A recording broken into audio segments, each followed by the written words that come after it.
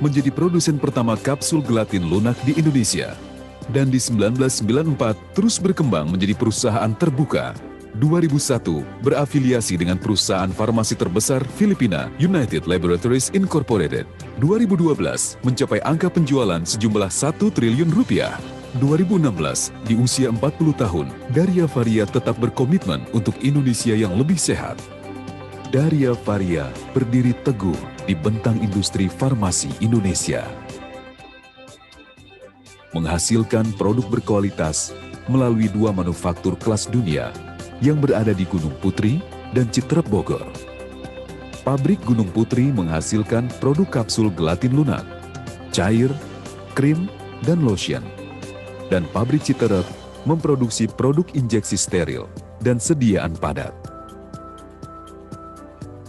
Semua produk diproses sesuai cara pembuatan obat yang baik, didukung oleh teknologi yang modern, dan sumber daya manusia yang kompeten, profesional, dan ahli di bidangnya. Pengembangan fasilitas pembuangan limbah merupakan wujud nyata kepedulian kami terhadap lingkungan. Kami sangat memperhatikan kualitas bahan baku, proses produksi, quality control yang ketat untuk memastikan produk yang berkualitas tinggi hingga ke tangan pelanggan. Fokus kepada kepuasan pelanggan menjadikan Daria Varia dipercaya memproduksi produk berbagai perusahaan-perusahaan farmasi lokal maupun multinasional terkemuka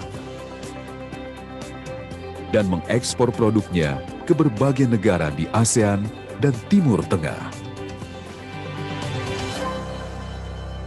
Daria Varia untuk Indonesia yang lebih sehat.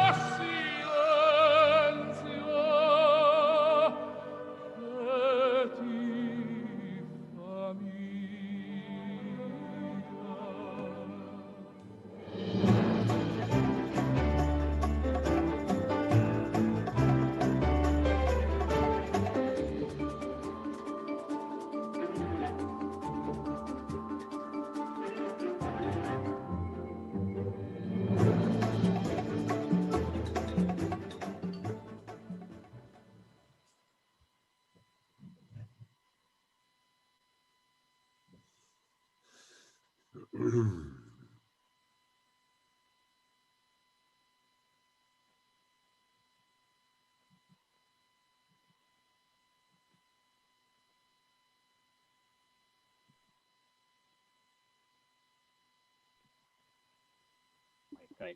Oke, selamat siang semuanya. Assalamualaikum warahmatullahi wabarakatuh. Salam sejahtera untuk kita semua. Right, my colleagues, ladies and gentlemen, we will start our third session with Professor Eliseto. Professor Eliseto, how are you? Fine, thank you. Fine, thank you. How's in Italy right now?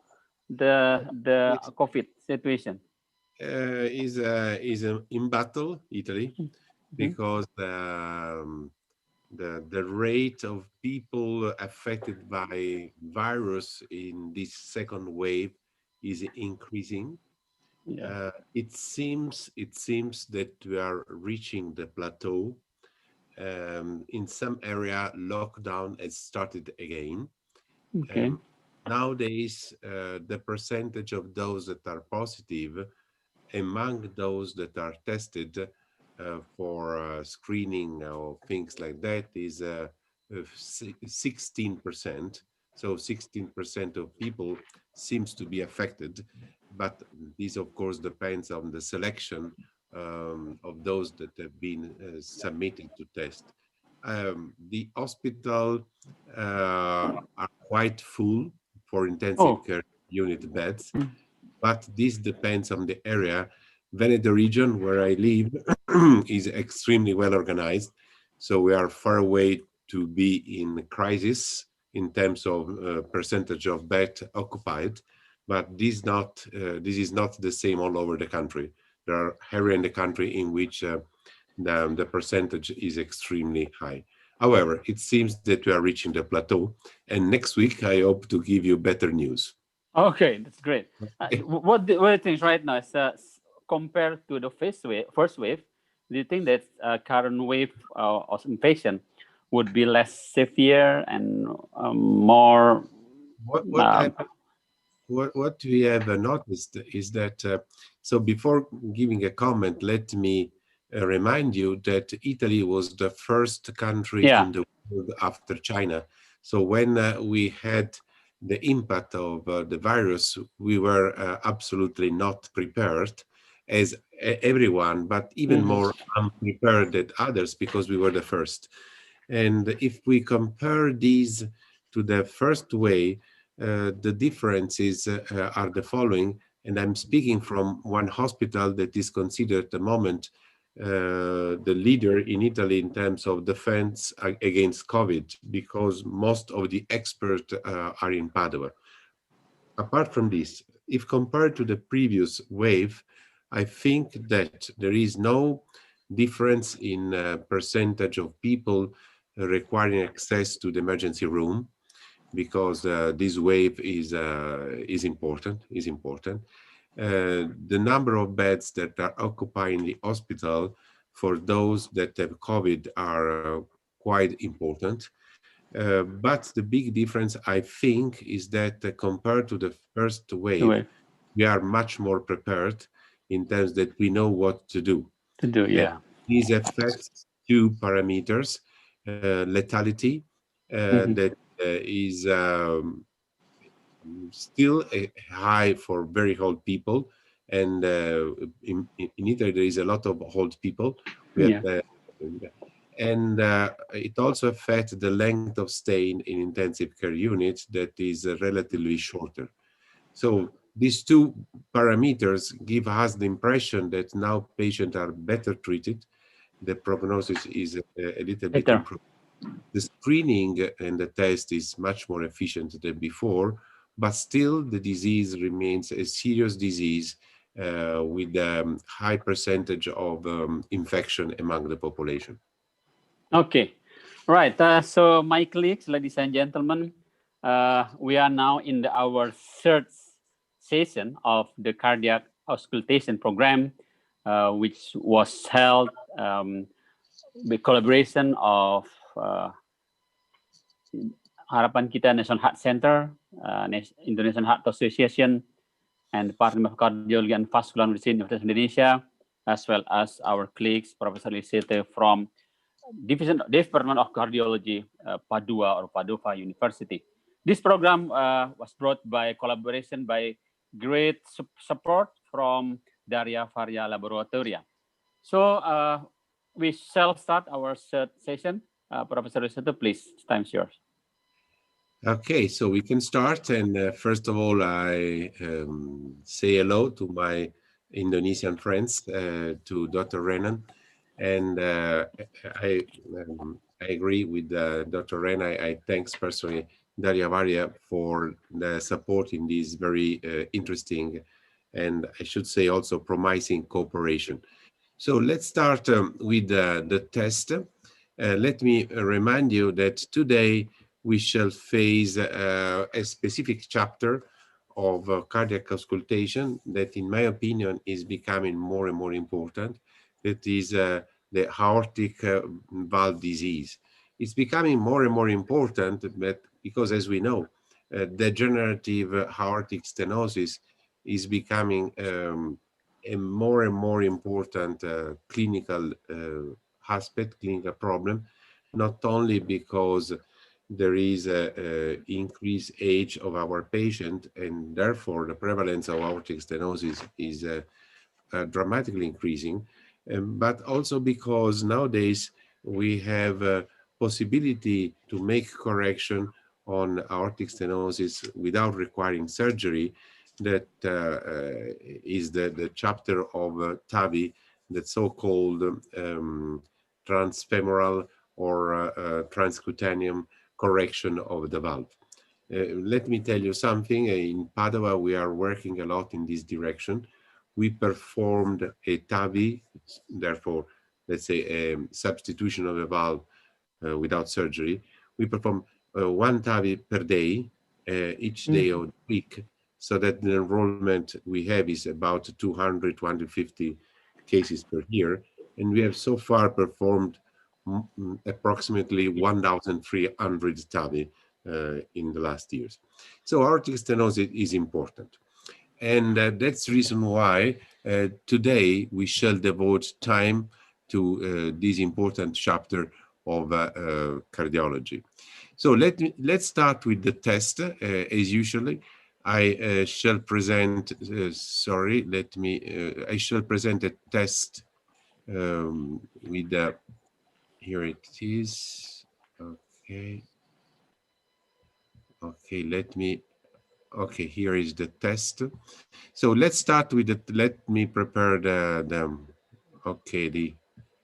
sharing of the sound. Okay, fine.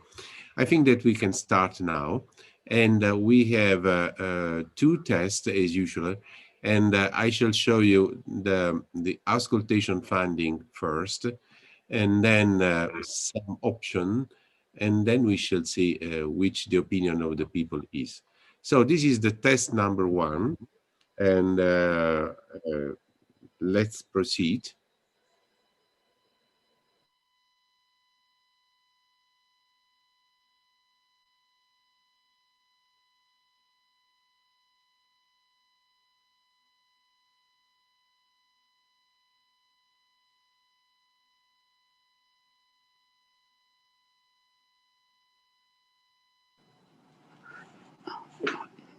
Do you have to trouble, Professor Iliseto? I couldn't hear you.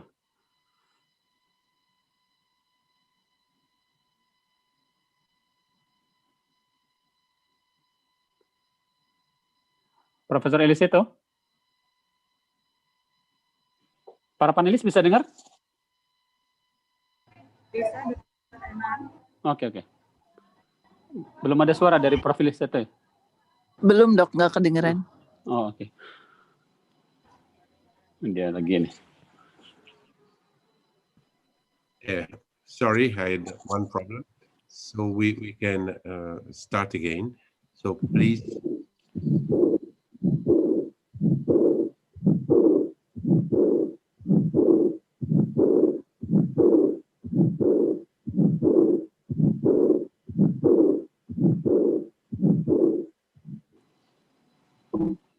So these are the possibility that I want to share with you that are exactly the following. So is this a mitral valve prolapse, a mitral stenosis, heart regurgitation, or I don't know. So please make your vote. And let's take 40, 60 seconds to have a photo.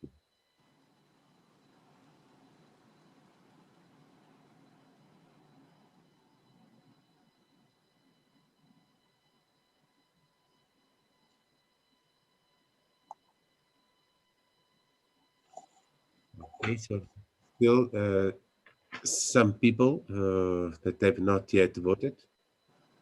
Please make your selection.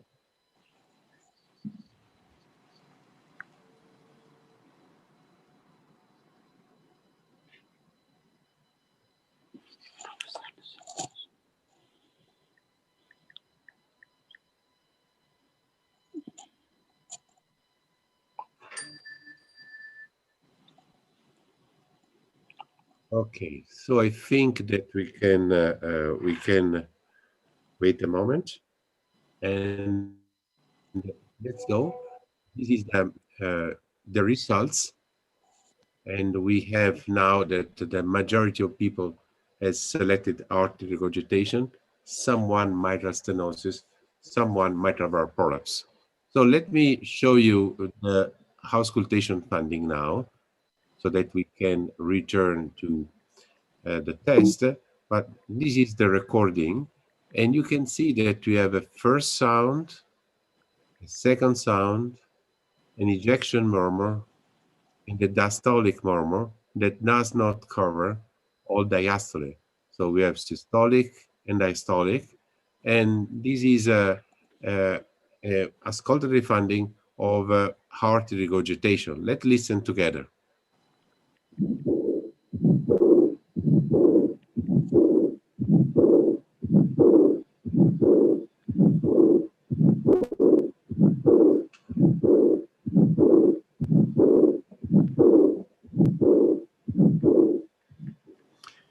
So what is important in this auscultatory finding?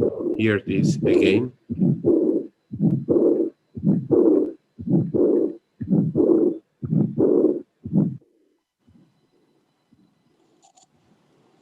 What is important and we have to consider is that this is a diastolic murmur.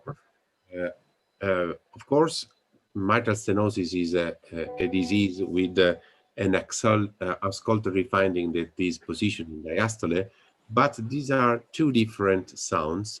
The aortic regurgitation, as we shall see today, is a high frequency sound, while mitral stenosis is a low frequency sound, and this makes a big difference, and that is even more appreciated if we consider, as I told you before, that the diaphragm and the bell in the stethoscope have a different role in selecting high frequency and low frequency sound. So let's go to another test, and this is the next test, and uh, I show you the example first. Please pay attention.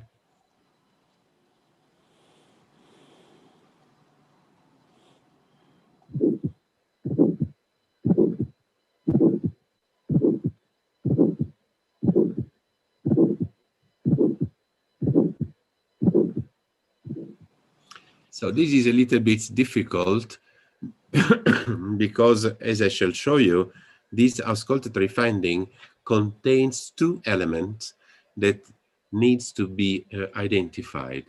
Let's go together again.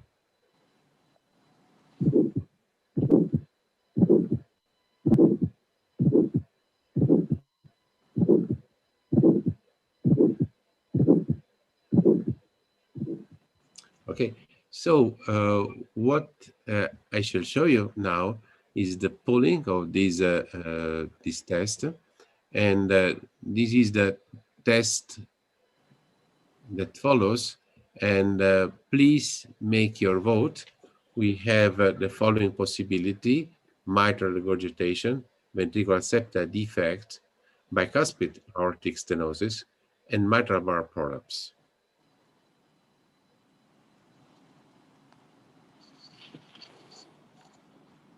Please vote.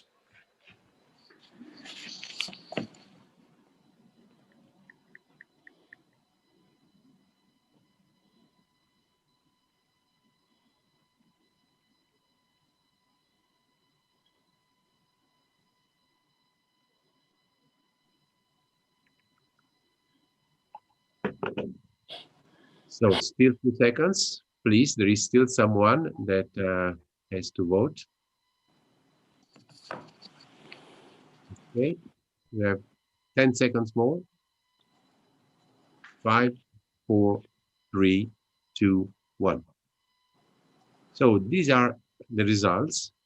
And as you can see, the majority is voted bicuspid aortic stenosis. But let's go now on the test to show what the reality and the truth is. Few seconds, and we return on the test.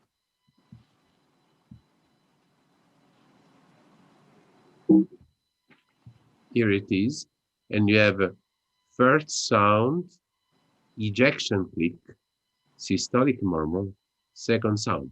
So this is a bicuspid aortic stenosis, and I have to congratulate with a lot of people that have made a very good diagnosis.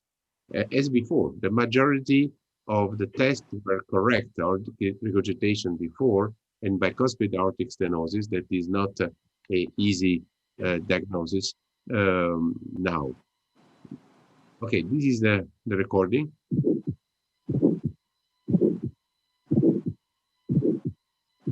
You can appreciate the fact that the first sound seems to be splitted, but this is not a splitted first sound.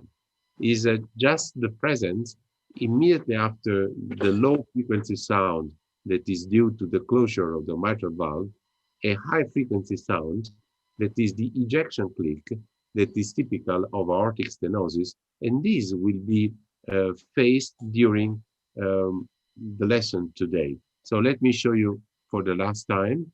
Please appreciate the fact that not only we have an ejection murmur, but we have the same splitting, a click.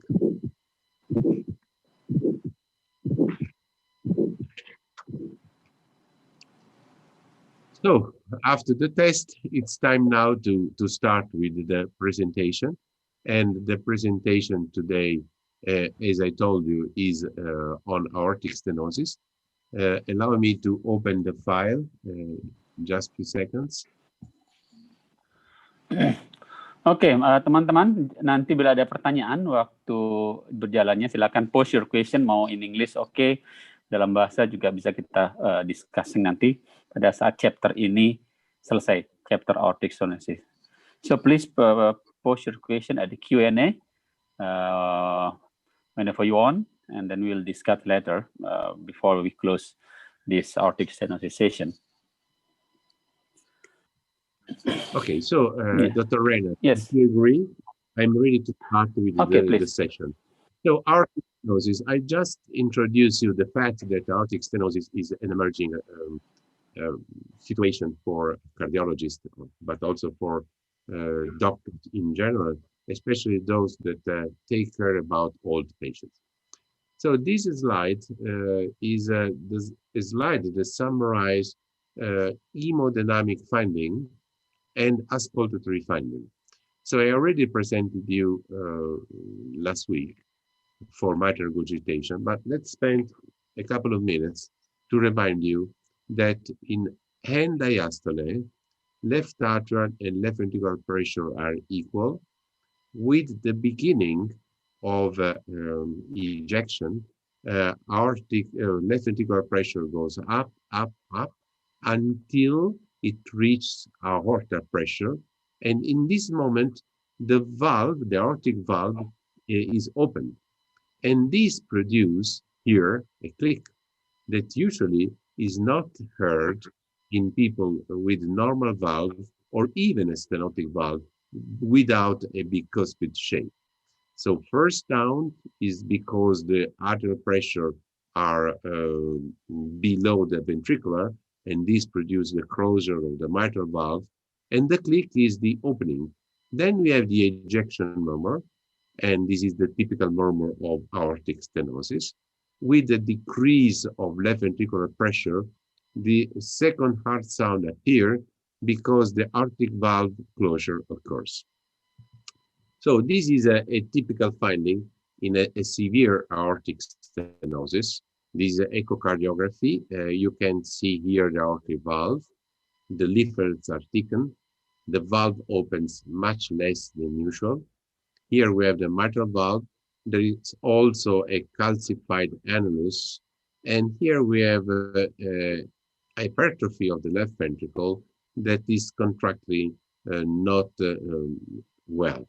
So this is a typical finding of a severe aortic stenosis in, I should say, a relatively old people, because calcification of the aortic leaflets and calcification of the annulus are only due to a degenerative disease affecting older people. So this is the same valve in a short axis, and you can see that again we have calcification, especially at the commissural level. The leaflets are partially calcified, and this is a finding of aortic stenosis. What Doppler can do is very important, because we can measure the jet through the valve, and this jet is an expression of the gradient through the valve. That is an expression of the severity of the disease. Nowadays, we have different parameters that we can use for assessing the severity, but in my opinion, and this not only my opinion, the most reliable one is the velocity through the valve, just because it's easy and is the most reproducible parameter. For someone, the cut level is 4.5 meter per second as the index of severity. For someone else, it's 5 meters. So let me spend with you a few seconds on these slides and on the next one. These are two very old slides, this one and the other one, that are representative of a very important finding in aortic stenosis. In this aortic stenosis, here we have the murmur, and here we have the carotid pulse. The carotid pulse is the expression on what we can appreciate also on the radial artery. And in a patient with severe aortic stenosis, the pulse is slow and late. So in Italy, we use a term that is tardus. Tardus comes from Latin, that means late, delayed. And the increase of the pulse is late, delayed, as the murmur. So what has been observed empirically, and this is very important, is that the position of the maximum of the ejection murmur is an expression of the severity. The later, the more delayed is in diastole, is the peak of the ejection murmur, the greater is the gradient. Of course, this is not a very precise indicator, such as cardiac catheterization of Doppler, but it's something that from the clinical point of view is extremely, extremely useful. We can make a judgment, as I shall tell you during the presentation. We can make a good judgment of the severity of the stenosis according to two elements that are the second sound. Let me return here. Here it is. The second sound that is produced by the closure of the aortic valve and the peak of the murmur. If the second sound disappears, it means that the valve is calcified. If the second sound is increased as intensity, as in this case, it means that the valve is thickened, but still with a certain degree of mobility. So the entity of the second sound, the intensity of the second sound, is an expression of the valve status. And in my experience, we have three different phases. Normal, second sound intensity. That means the valve is still good, but no murmur occurs. Secondly, we have the murmur at increased second sound intensity, and this means that the valve is becoming to be calcified, but still has a good movement. Third, we have no second sound, and this means that the valve is totally calcified. But we shall listen the sounds in a moment. So when we have a patient with aortic stenosis, again, we have to take care about using in a proper manner the stethoscope. And let me remind you that the diaphragm is ideal for high frequency sound. And in the context of aortic stenosis, everything is appreciated with diaphragm because we can appreciate the murmur, we can appreciate the second sound, low, increase in intensity, disappeared, but more than anything else, the ejection clip in case we have a bicuspid aortic valve. So let's start with the finding. And in this first case, the auscultation has been performed on area A, that is the aortic valve area. And let me remind you that this is the typical area of auscultation for aortic stenosis. Sometimes the murmur is irradiated until C. In relatively rare cases, it is very well heard also in D. We shall spend some minutes in explaining why this irradiation can occur, but is mainly due to the shape of the left ventricle, the position of the aortic valve, and the kind of distortion existing between the septum hypertrophied and the outflow tract. So this is case number one. As I've done in the previous lessons, in this case, we have the first three beats that are with murmur. This is for producing a warming, let's say, effect. So you can start to have a rhythm. Then the murmur will appear. So this is the first example of aortic stenosis that I'm going to show you. And please have a look now watching the tracing. And then please, I shall repeat, but close your eyes.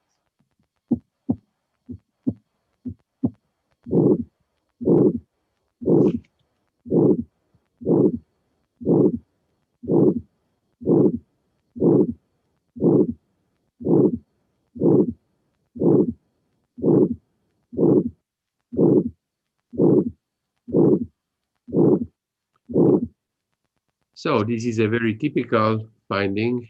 We have a murmur with maximum intensity through the end.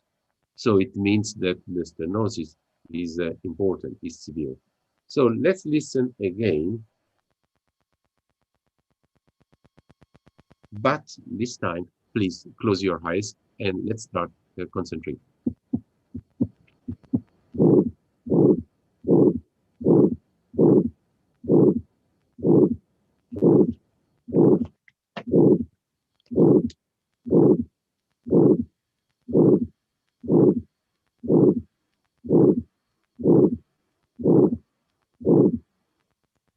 So at the end of the lesson, I shall show you two murmurs close one to the other, and it will be aortic stenosis and mitral regurgitation.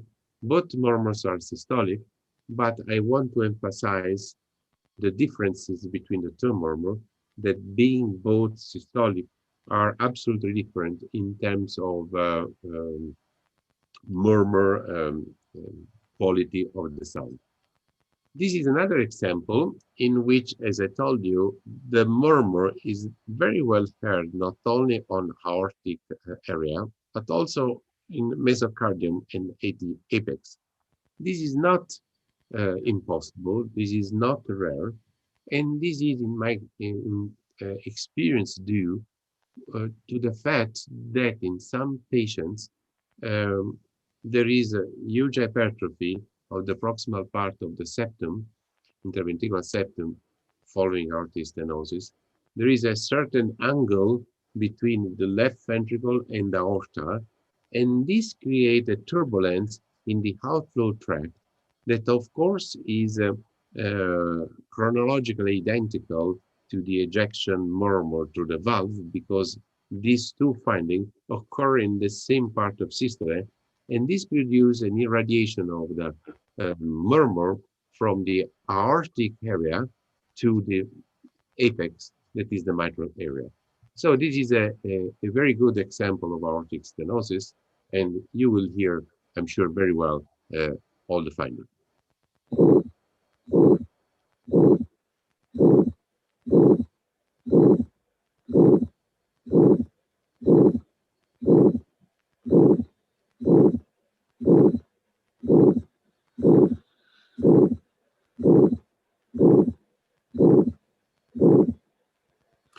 This is what we hear in an old patient with a degenerative aortic valve with maximum intensity of the murmur on the aortic area. So this is a classical finding in a degenerative aortic stenosis of an old patient. But as I told you before, there is another possibility.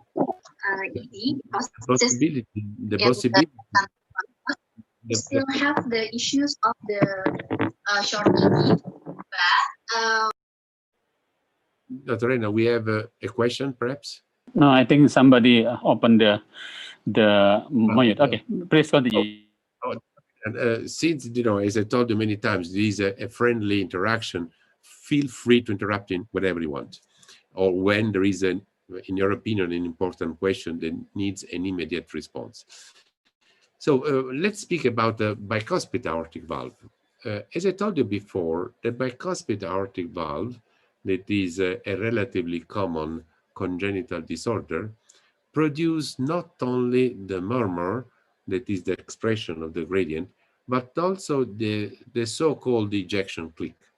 And ejection click is due to the fact that this valve that is not calcified, but still is stenotic, when opens, creates a snap, a sound that is the effect of this sudden tension of the leaflet. Here we have on your right, please see your right, the leaflets that are 2 instead of 3. When the valve is open, the leaflet are 2. When it's closed, it seems that there are 3, but it's not 3. This is a rough, you have to always to see in opening, there are only 2 leaflets.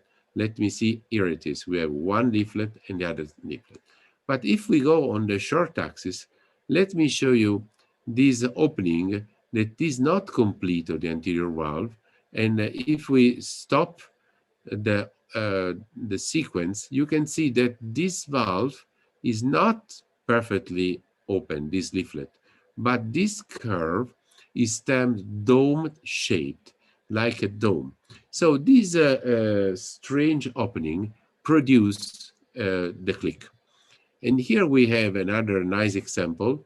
Here we have the opening that is not complete, is not an example. Here you can appreciate. We have a tridimensional, and this is the ejection murmur. So let's observe now an example of aortic stenosis in a bicuspid aortic valve. Let me tell you that when we have a patient with 55, 50 years and aortic stenosis, isolated aortic stenosis, of course, is extremely rare, if not impossible, that this could be the results of a degenerative disease. More likely is the effect of a bicuspid aortic valve, especially if there is no disease of the mitral valve, which, if present, could be the overall result of rheumatic valve disorder. So in this case, we shall appreciate sounds coming from A and C, because usually the aortic murmur is better heard on A, while the click is not heard here, but is much better heard on C using the diaphragm. So the example here is, as usual, is a step by step. The first 4 cycles, 1, 2, 3, and 4, are normal. Then the click appears here, here, and then the murmur will appear. So this is a very elegant electronic modality to show you what is impossible to find in a clinical environment, because this selection can be done only electronically. But what I want to emphasize is that this is the first sound, this is the first sound, this is the first sound, and as you can see, the intensity is low, but when the click will appear, there is high frequency sound. So let's go together. First watch the tracing, and then we shall hear without watching.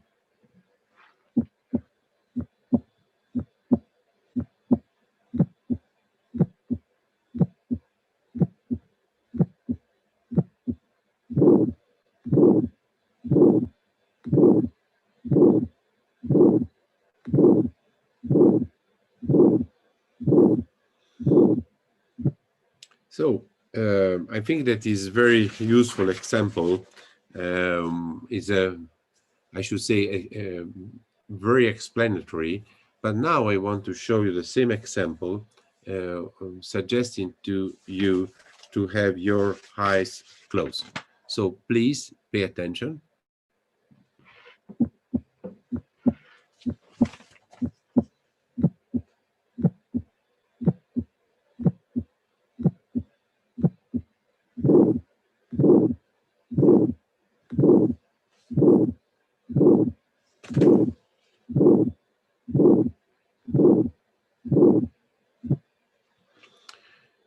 Clear.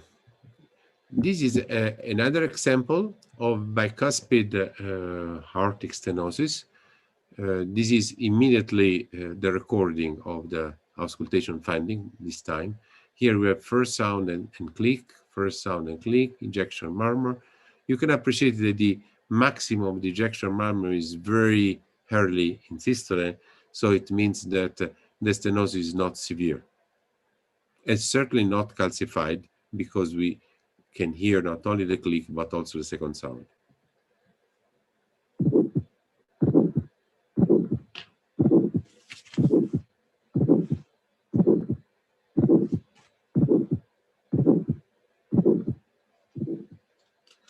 So this was another good example. Let me show you another example. This is a case with another example of aortic stenosis. Here you have again the click that is very well isolated, and then you will see and hear the murmur. So it has been built in two phases, only the click and the click plus the murmur. This helps you a lot to identify the click and the murmur.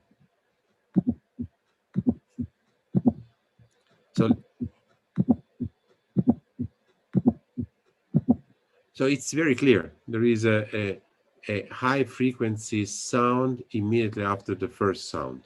But this is not the complete finding, because then you will see the ejection murmur that is, as the previous one, a rush murmur, but the apex is delayed if compared to the previous case. So this will be a severe aortic stenosis in bicuspid aortic valve.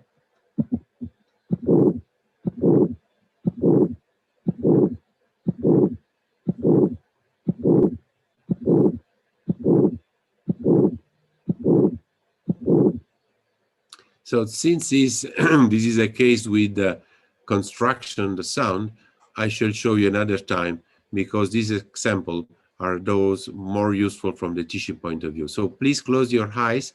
You will listen the click first, of course, with the first and second sound, first sound, click, and second sound, and then you will appreciate the appearance of the murmur that is systolic, ejection, rush, and delayed as a maximum intensity of the murmur.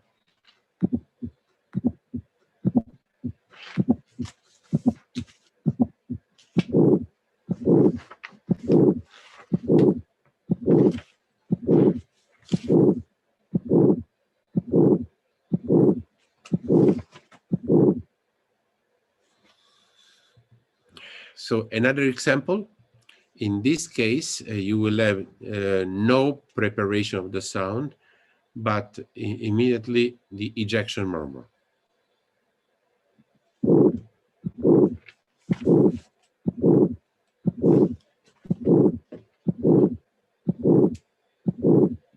In this case, the ejection murmur is a typical one, but the maximum is delayed. And this helps you to understand that it is severe. So what I want that you do now is close your eyes and please concentrate on the maximum intensity timing. Once you have perfectly identified the systolic murmur, if you concentrate, you will listen that the murmur has a maximum that goes through the end, to the end, not immediately. Through the end is immediately is. So please pay attention. This is a very simple modality. This will help you a lot, and you will understand that there is the aortic stenosis and is also severe. So please concentrate on the maximum intensity timing within systole.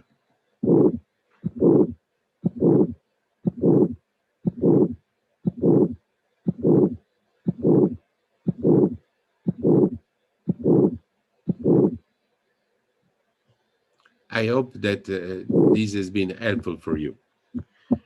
So this is another example with the construction of the murmur. You will listen first and second sound, then you will listen the click, and then you will listen the murmur. At the very end, you will listen everything. But now you are more acquainted, and I think that everything will be easier.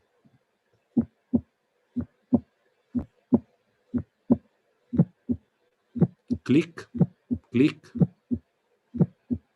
click, and now the murmur.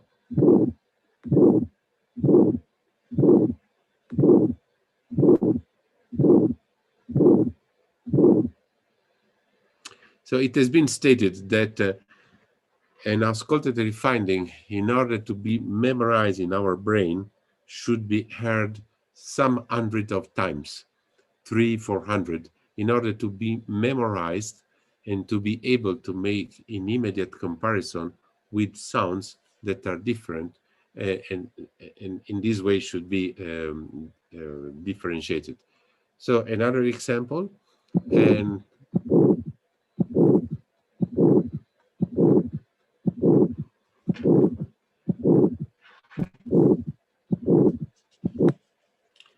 so we are going now through the end because I want to leave time for questions. But as I mentioned, aortic stenosis is a very typical finding, and in my opinion, is one of the easiest, even if more diffuse, sounds to be recognized. The one that I'm going to show you anticipates something of the next lesson, because in the case that I'm going to present you, there is not only aortic stenosis, that is a systolic event, but also an aortic regurgitation, because sometimes the valve is both stenotic and both regurgitant. So now for the first time, I'm presenting you one of the most difficult sounds to be recognized, because the aortic regurgitation sound is diastolic as mitral stenosis, and these are sounds that are due to relatively low gradient value.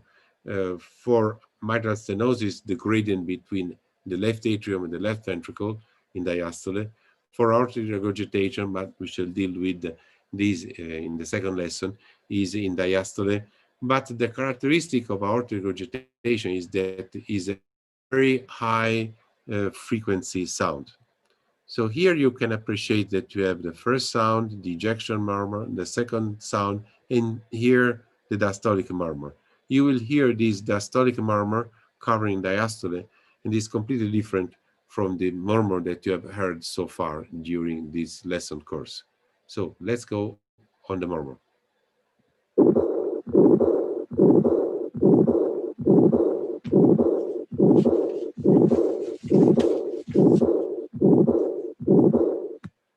So I shall not go into detail of this murmur because this will be the object of the next lesson. But I wanted to emphasize in the aortic stenosis lesson that aortic stenosis cannot systematically be isolated. Aortic stenosis can be also the results of a mixed defect that is aortic stenosis and regurgitation. Here it is.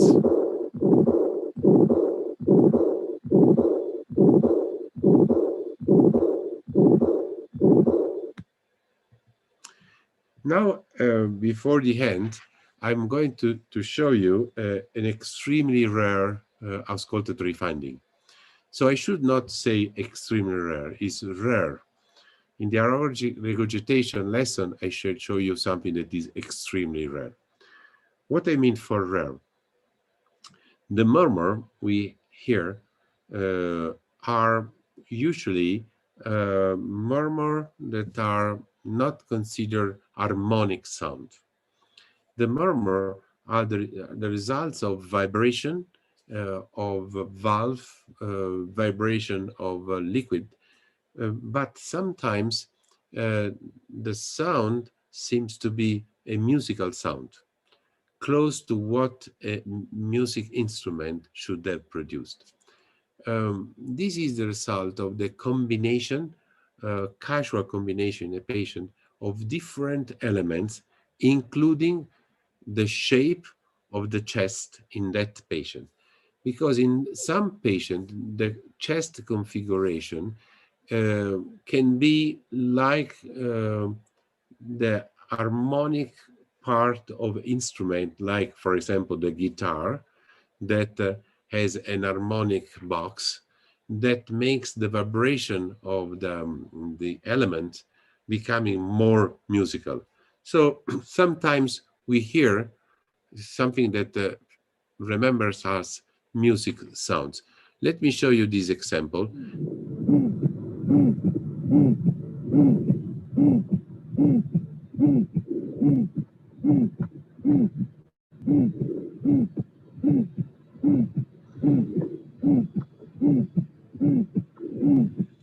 So this is a aortic stenosis with a musical impression. As you will notice, there is no filtering in this case of the electronic apparatus, and this is a real auscultation with the sounds and the noise of a room, because nothing has been filtered in order to maximize the musical part. So this has no specific meaning. It's only the results of natural transformation of sounds in musical sounds due to the fact that in that patient, the thorax is working like a musical instrument. Let's listen again, because this is not a common finding. In the diastolic regurgitation, I shall show you something that is extremely rare.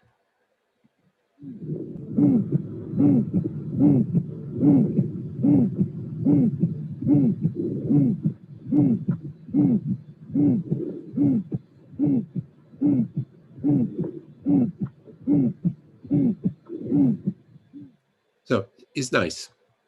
So before concluding, let me show you, as I told you, two examples that I shall show consecutively in order to give you the possibility to appreciate the difference of two very important systolic murmur, aortic stenosis and mitral regurgitation. I shall show you one immediately after the other so that you can be concentrated. I shall not make comments in order to avoid any kind of disturbance or time lost. I shall show you one and the other, and I'm sure that if you are concentrated, you will appreciate the huge difference between two important systolic murmur, one the aortic stenosis and the other one the mitral regurgitation. So I'm going to start. You will hear aortic stenosis first and mitral regurgitation immediately afterwards.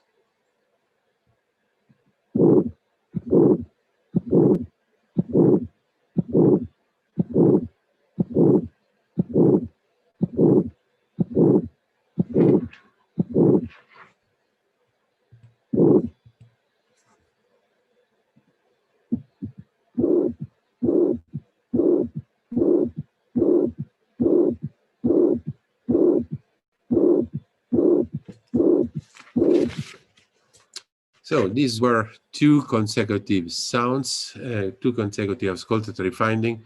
The first one was aortic stenosis, systolic and rash. And the second one was mitral regurgitation, systolic and soft. So I should stop here, Dr. Renan, and I'm ready to interact with you and with our colleagues in case there are questions that needs to be answered. All right. Thank you, Professor. It's very interesting lecture, and then there are lots of questions about that. So we would start about this question related to your last examples, in which the heart sound of aortic stenosis and mitral regurgitation. So how is the question? How to differentiate bicuspid aortic? Sorry. How to differentiate between what is bicuspid aortic valve and mitral valve prolapse? What and what if there are simultaneously present at the one patient, for example? So sorry, can you repeat the question? Yeah, how to differentiate bicuspid aortic valve with mitral valve prolapse? Okay. Mitral regurgitation. That's the first question. So please answer that. Okay, so I think that the colleague is concentrated on the fact that in both diseases there is a systolic click. Yeah. And are the two only possibility to hear a systolic click. We have no other possibility, with the exception of the so-called non-cardiac clicks that can be produced by chest deformity or things like that. But apart from these things, yes, in both situations, there is a click. The big difference is that in bicuspid valve, the click is immediately after the first component of the first sound. So it is something that is attached to the first sound, cannot be delayed, because the first sound is made of two components that are, number one, low frequency sound due to the closure of the mitral valve, and then high frequency sound never heard in normal people that is due to the opening of the valve. So if we, let's say, if I return to a slide that I've presented, so let me allow it to return to this one. This will be helpful because let me show. Okay. If we go here, you will see that this is the first sound because of the closure of the mitral valve, and this is ejection click because of the opening of the aortic valve. When you have a non-ejection click, that is the mitral valve prolapse, is usually positioned either in mid-systole or in late systole. So the answer to the question is the differentiation between the two is the positioning of the click within the cardiac cycle. Very early for the bicuspid, relatively late for the mitral valve prolapse. Yeah. Okay. This also answered the question. A similar question appear here. How can we differentiate between the finding of irradiation of bicuspid aortic valve in mitral area and the mitral valve prolapse? It's clear the answer is the timing of the click is different. So this also question from my colleague, Dr. Zainuddin Khan. He's a cardiologist. Dear professor, how we do differentiate between aortic stenosis with hypertrophic obstructive cardiomyopathy, especially, for example, those with SAM, systolic anti-anterior motion? The answer is it's very difficult. It's not an easy differentiation because the pattern is not dissimilar. The only thing that can help us to differentiate two situations that are one very close to the other, and this is a very good question because it comes from someone that is experienced, because this is a a differential diagnosis that is not rare. The only possibility is when the hypertrophic obstructive cardiomyopathy is accompanied by mitral regurgitation due to the distortion of the valve caused by the sum. In that instance, two murmurs will coexist. One is the ejection of the obstruction, the other one is the mitral regurgitation of the distortion. And the two murmurs will have the same timing, and usually, but I mean usually, what happens is the quality of the sound, the type of the sound, change moving from the mesocardium to the apex. And so the two components that are coexisting can be appreciated being at the same time. But again, this is difficult. The other things that can help us in make a clinical diagnosis, the electrocardiogram, that if the hypertrophic cardiomyopathy is present, sometimes has some aspects more typical of the cardiomyopathy, like the Q wave, giant alteration of the ST-T repolarization. But again, it's a difficult distinction by auscultation. But if you want to differentiate between isolated aortic stenosis and isolated hypertrophic HOCM, can we rely on the presence of click?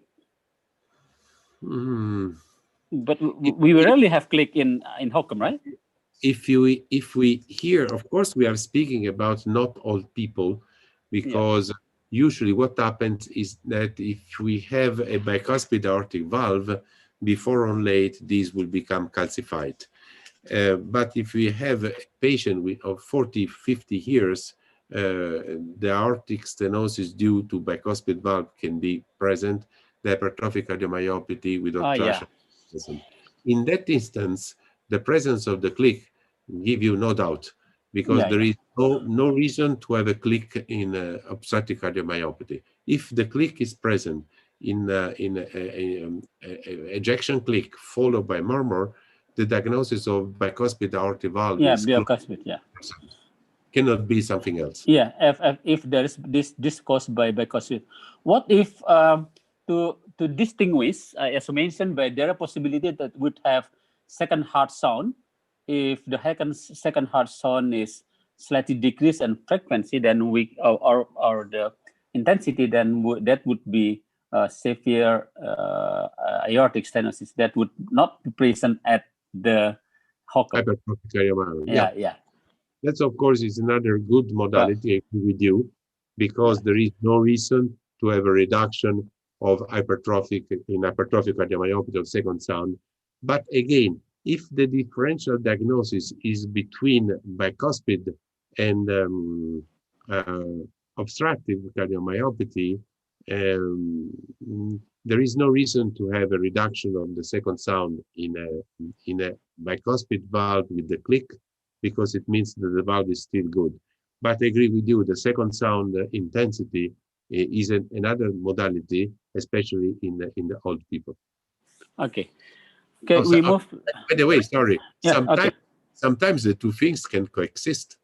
Aortic stenosis and hypertrophic cardiomyopathy, and then it becomes a serious problem from the treatment point of view, because if the aortic stenosis is important, one thing to eliminate, to substitute the valve, is to consider that if someone substitute the valve in aortic stenosis with important obstruction due to a coexisting hypertrophic cardiomyopathy, in this way, you will increase the obstruction, because you are reducing the afterload, and this will increase contractility of the left ventricle and even further obstruction. So these are difficult cases, not only for the diagnosis, but also for the decision for the treatment. That's combination is more, I found quite frequent.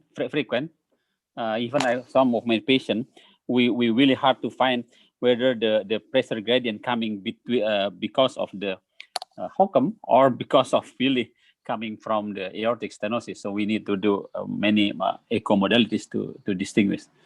So we move to another question from our colleagues. Dr. Mike, okay, Dr. Tony Panigon,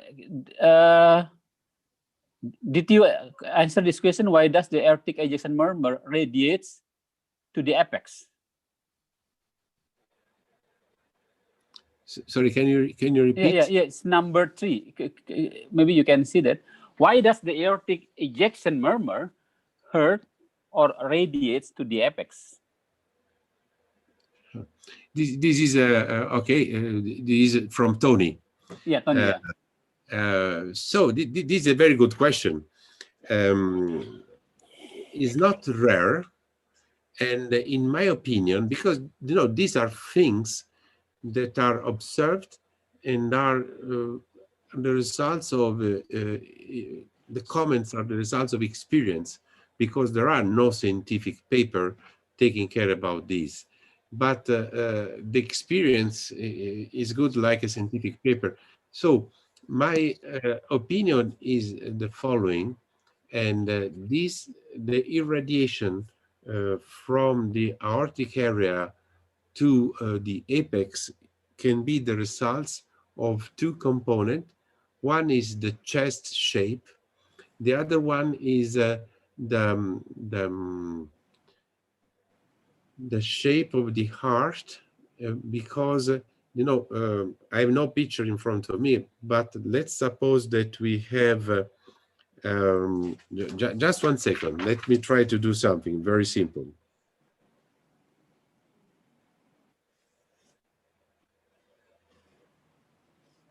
So this is what we usually see in the left ventricle, and we have the aortic valve and here the septum. Sometimes in some people, so the experience show that the combination is not exactly in this way, but is in this way.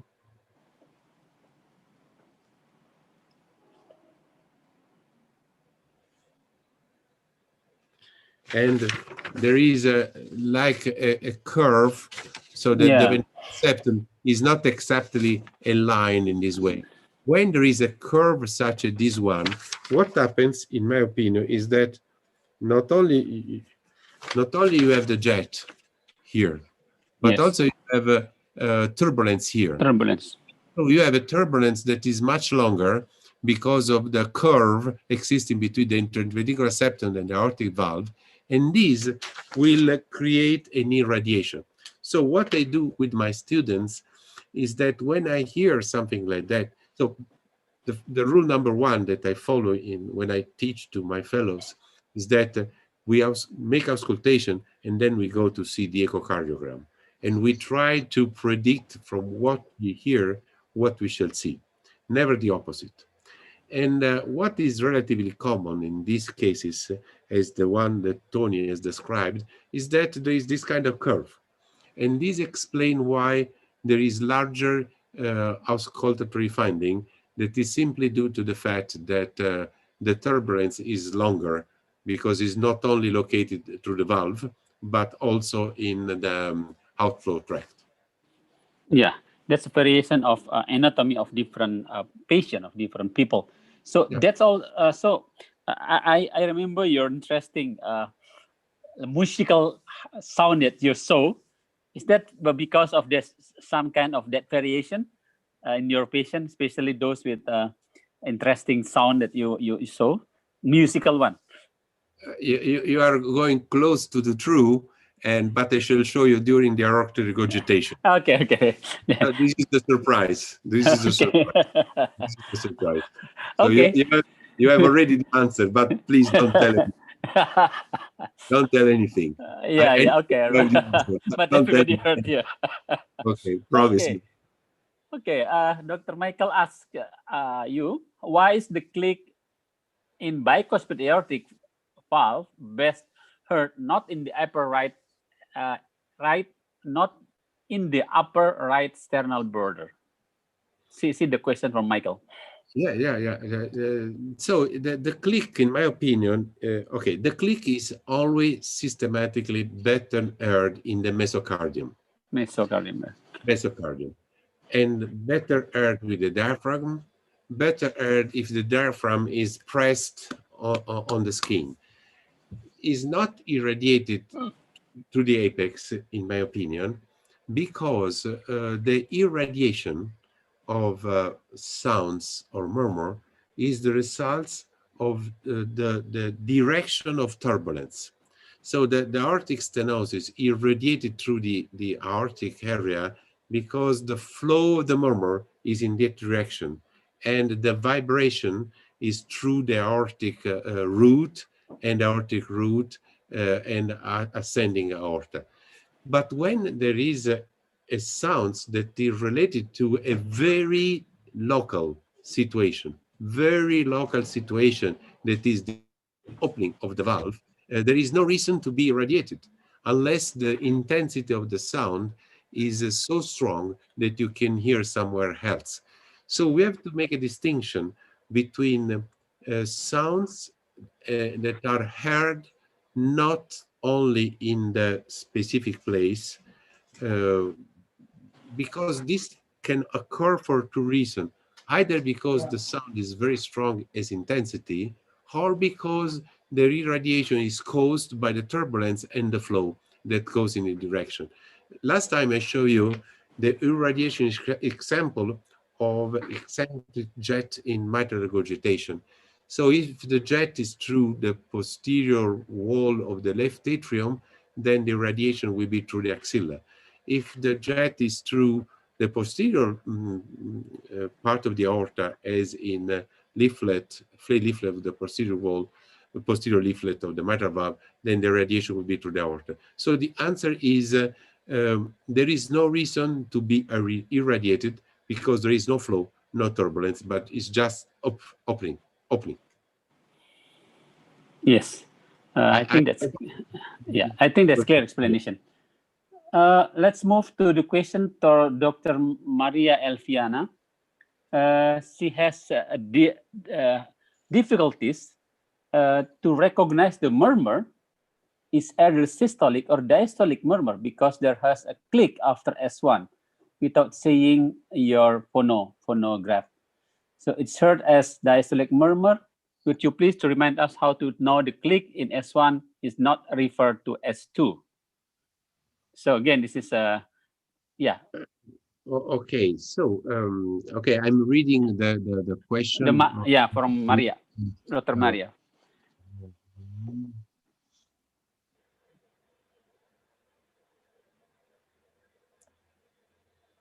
Okay. No, this is a good question. Okay, let's suppose that we have no murmur, and we have only the click of bicuspid valve. So Maria says it could be confused with the splitting of the second sound. And how can we say that is first sound and not second sound? And of course, the murmur that follows will be systolic or diastolic according to the interpretation of the click.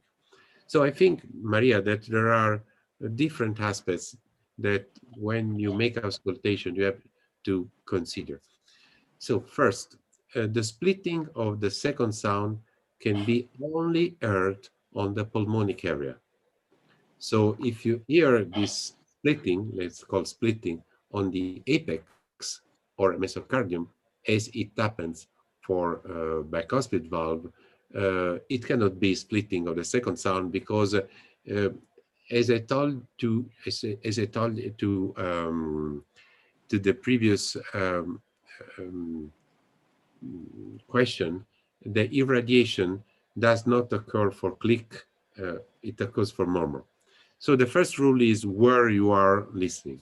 Second, if the splitting first sound that could be theoretically confused by splitting second sound is followed by murmur, the kind of murmur is dramatically different, because the systolic murmur has always a high intensity is ejection. It cannot be confused by the aortic regurgitation murmur. We shall listen aortic regurgitation murmur in the next lesson, and it will be clear to you why it cannot be confusion between the two. And in any case, don't forget that the place where you are collecting the sound is important for the differential diagnosis. Yeah, and Dr. Maria, as shown by Professor Riseto before, that the intensity of clicks is high pitch, high intensity compared to the hard sound S1 or S2. So this is another question, Professor Riseto. In the beginning of next session, is it possible to share a little bit about the murmur of Hockham compared to the aortic stenosis? Do you have the Okay. that next session maybe? This will occur in the next lesson. Okay. Next week. Next Okay. week there is hypertrophic cardiomyopathy, and okay, I should put also aortic stenosis, Yeah. cardiomyopathy. But next time there will be a miscellaneous various finding that will be patent occlusive arteriosus, tricuspid regurgitation, pulmonic stenosis, hypertrophic cardiomyopathy, and okay, no, it's already foreseen. This will occur. Okay, so my colleagues will have many interesting case this session and next session, in which frequently we find our practice in which more one or two disease present simultaneously. So this is a question from Dr. Yol Purnama. He's in Bahasa Indonesia. He's a GP, Professor Riseto. He has a patient 65 years old with the heart sound like sound of radio, with when you try to search a frequency like that with very high pitch. Is that because of natural transformation of the heart sound? That possible? Okay, I think that what Joel Purnama has heard is something that we shall discuss, and is very likely what is commonly called honk. Honk. Oh, yeah. H-O-N-K. Yeah. Honk is a very strong musical sound, like the one that is heard with birds. So it's very musical, very strong, and sometimes the patient says that they hear this sound. So if is what I'm thinking, this sound, the honk, when there is a honk, usually happens that moving the patient, moving the chest, making some kinds of torsion, that the honk can either increase or disappear. So what produce honk? Because what you have described as with the sound is woo, woo, woo, something like that. Yeah. It's produced by vibration. So it's the combination of, but I'm anticipating something that I have to tell in the next lesson. In the next lesson, we should speak about something like that. I don't want to tell anything to you. Is part of the surprise. Okay. I don't anything. Let's discuss after. Yeah. So you keep in touch with us. Yeah. Because then because I want to know from Joel if what I should show you is what is hearing. Yeah. So be with us. Yeah. Dr. Yol said that the sounds like the sound that we usually heard when you try to search a frequency in the radio, or like that. But I shall show a sound. Okay. Joel is to tell us if it's close to that or not. And then something that I want to know from Joel, because I think that Joel is writing not in English, so I'm not. I have identify his Joel Purnama. I want to know from Joel Purnama if the patient is capable to hear the sound on himself. Yeah. So Okay. let's return on this case, Joel. Is the last recording of my next lesson. And please let me know through Dr. Renan if the patient, two questions. First, if the patient hear this sound himself. Secondly, when you visit the patient, if moving the chest, something change or not. Yeah. Okay. So you will have example like that, right? Yeah. Yeah, I hope like that is exactly what he wants, but I have something interesting to share. Okay. Can we move to the next question? Okay, so let's start. Okay, let me. No. There's another question. Okay, fine. Okay. This is coming from. I have to show you because this is from Dr. Aryaska Ansunarta, is our senior doctor here. He's an expert in echocardiography. Dr. Aryaska said that the stenotic murmur as going along of aortic stenosis, going along the carotids, hasn't any relation with the degree of severity or type of aortic stenosis? So the irradiation of the murmur to the carotid. Yes. I think that is more the expression of turbulence going up than the severity. The severity is better expressed by the timing of the peak of the jet. And we have to consider two things. I didn't mention what I'm going to tell because I didn't want to create confusion. But the peak of the jet is extremely useful because when it's late, it means that there is a severe stenosis. If it's early, there are two possibilities. The first one is that it's not severe. The second possibility is that it is so severe that there is also left ventricular dysfunction. And if there is a severe aortic stenosis and left ventricular dysfunction, the murmur becomes lower as in intensity because there is less turbulence, because there is poor contraction, and the maximum of the ejection is reached very early in systole because there is not enough power to have ejection phase long. So the timing is that is the most important element to make a good estimation of the severity. So that's also maybe interfere with the LV function as you mentioned, the presence of low gradient aortic stenosis, right? Yeah. Low gradient AS. Okay, we see the last, I don't think last question.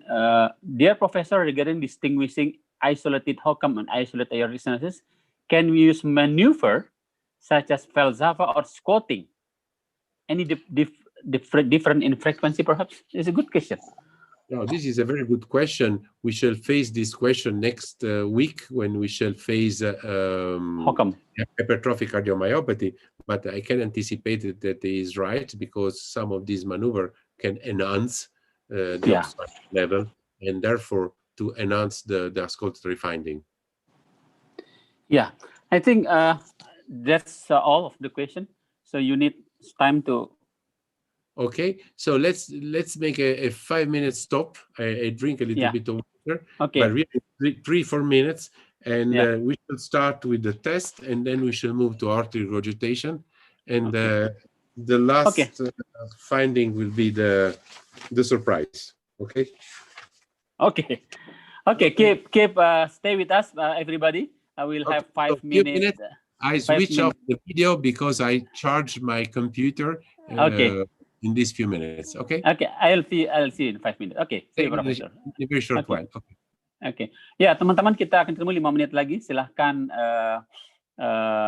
ambil kopi ya, istirahat ya, minum, dan nanti keep kembali. Kita akan ada kasus-kasus yang lebih menarik. Nanti tadi ada yang menanyakan link untuk sesi keempat, Dr. Sasha, tolong di share di Q&A, di chat aja, di chat ya. Baik, just sekalian, see you in 5 minutes. Makasih.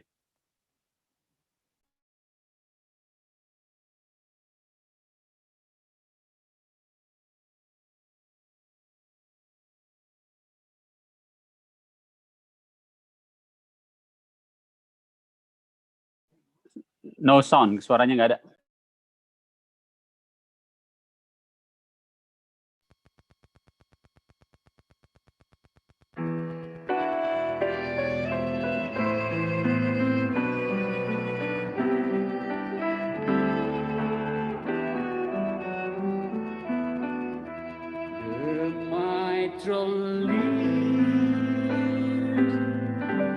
Grow from the alfie,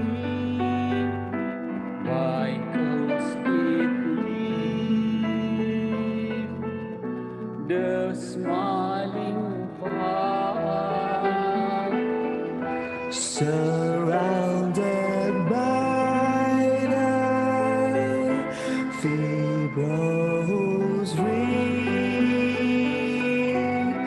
directly connect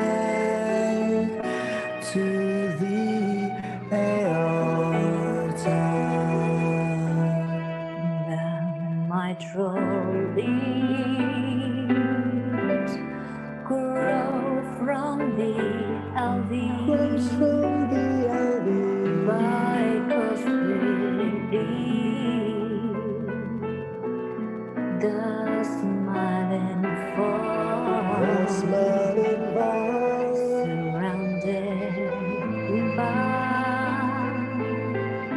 the fibrous ring, directly connect to the aorta. When it first closed, I heard your murmur. As soon as make good intention, but you don't advance my darling. Finally, you come back with the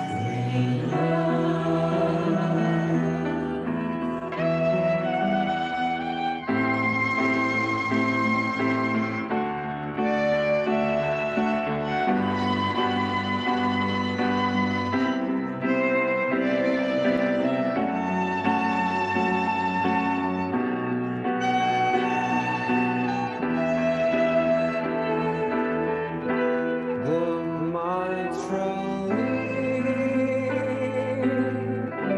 have other disease. Unluckily, has a bad prognosis.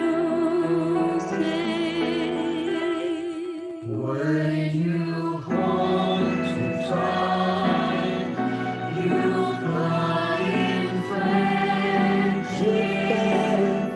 You become sicker and instead of it. But you don't get most of my darling. Finally, you come back with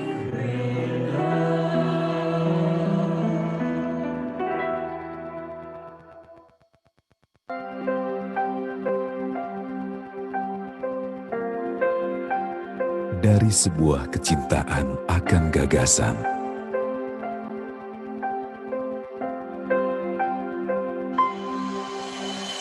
gairahkan semangat untuk bekerja keras. Lahirkan karya bermutu dan berkualitas tinggi. Dari setiap detail inovasi yang dilakukan, yang mampu hidupkan mimpi.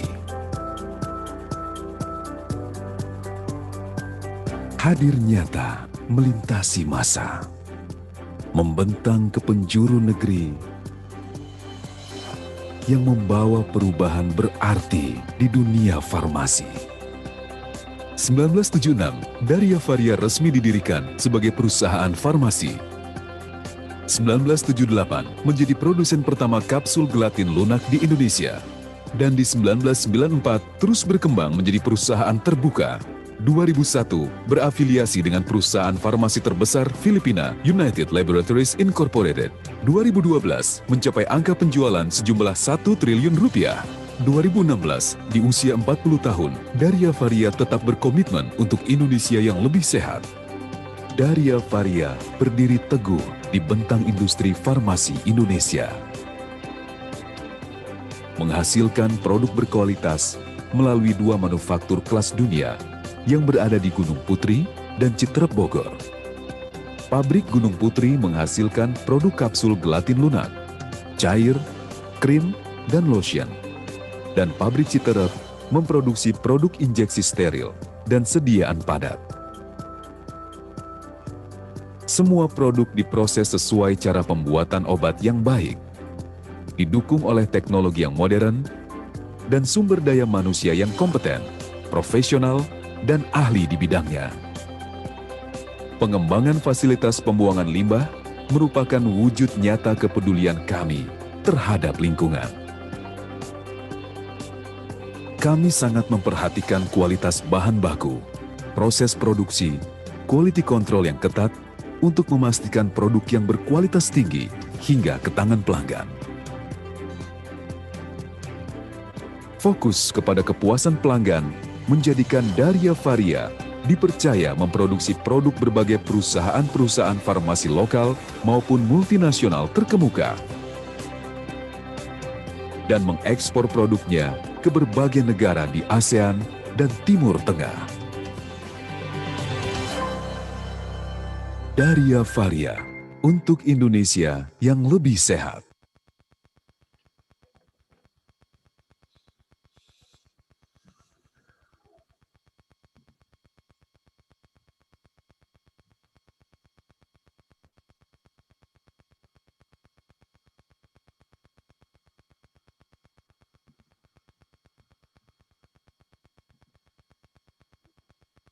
Okay, Professor Iliseto, are you ready?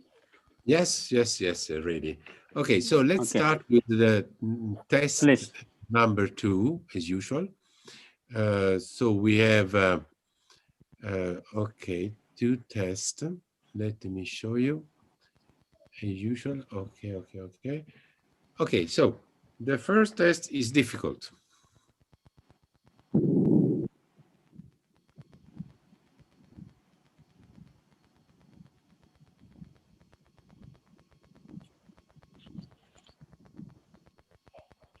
So, not easy. I am aware. So let's move to the list of possibility, and here we have. So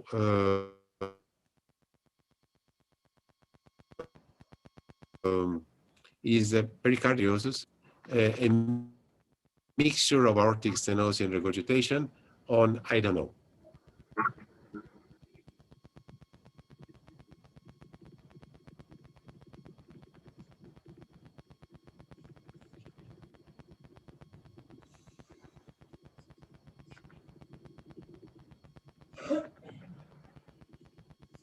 So we have still other 20 seconds. Please vote, make your voting.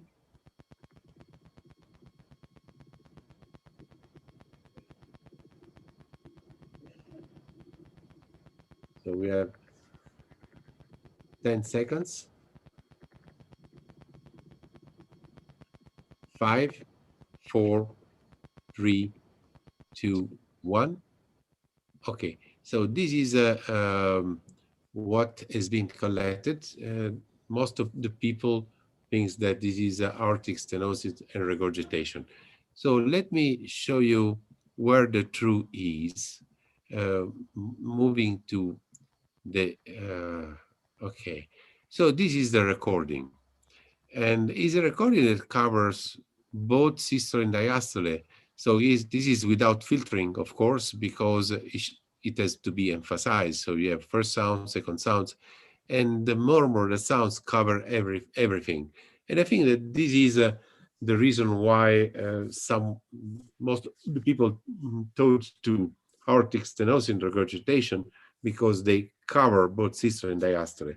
However, this is what is commonly called a continuous murmur. Continuous murmur is the murmur that is produced by fistole, for example, in which you hear the flow that is continually running, and this produce, of course, these disturbances. So this is a patent ductal arteriosus. Let me show you. It's a continuous murmur.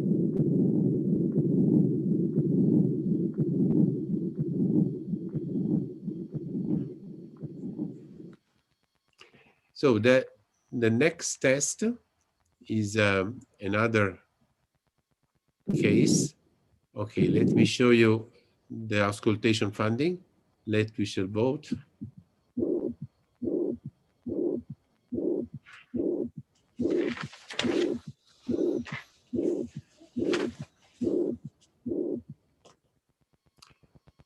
So let's go to voting. It could be mitral regurgitation, mitral stenosis, aortic stenosis.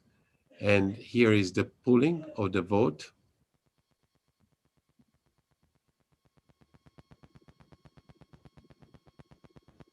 Okay, so please vote. Mitral regurgitation, mitral stenosis, aortic stenosis.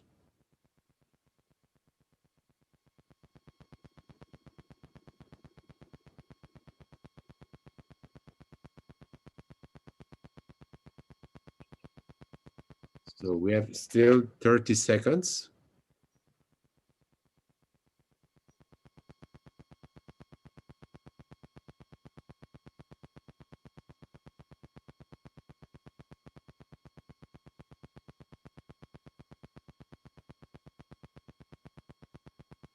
So we have 10 seconds.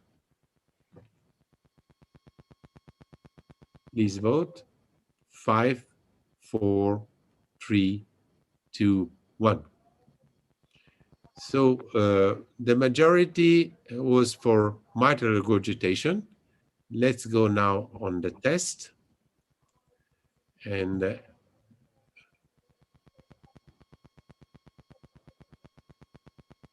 okay. And here is the recording.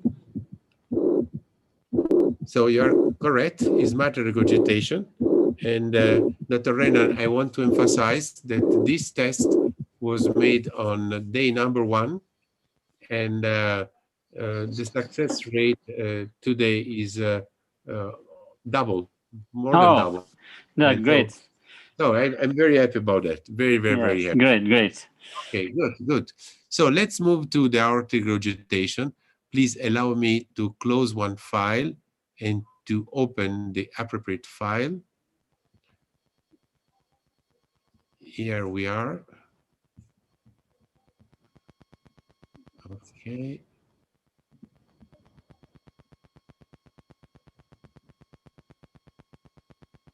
Okay, aortic regurgitation.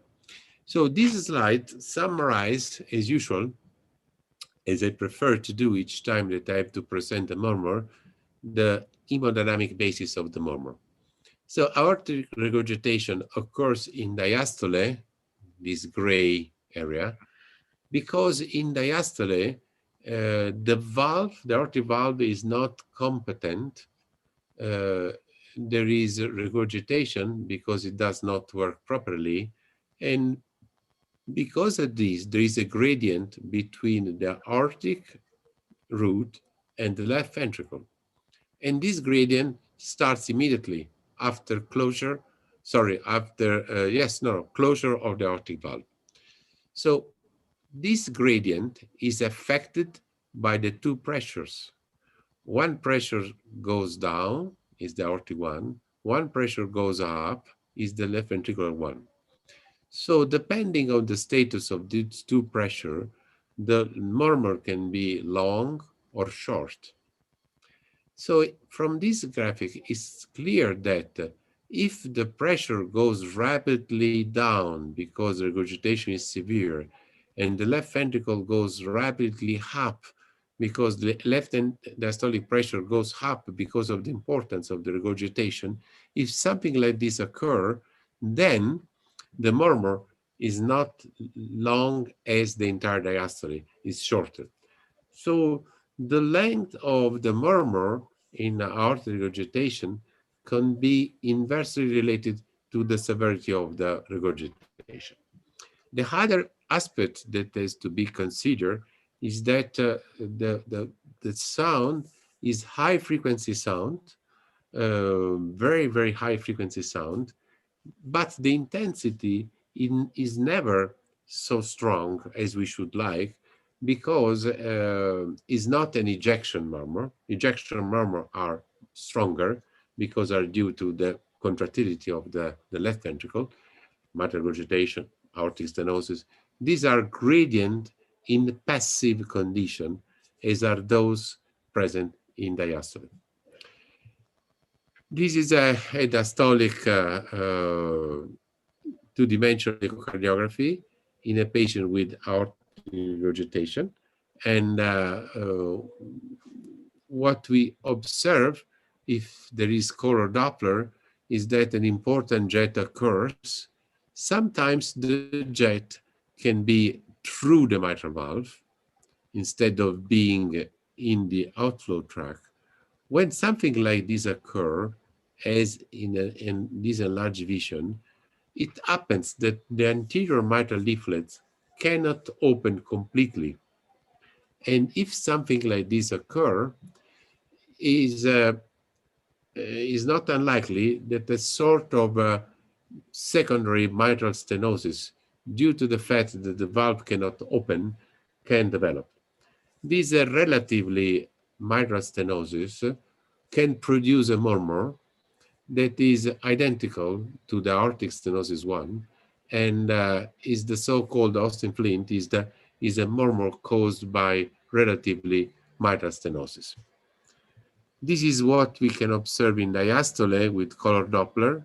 This is the turbulence, and I show you this in this M mode. This is the M mode of this patient, because this gives an idea of the length in diastole of the murmur. And this is what is commonly seen in M mode echocardiography.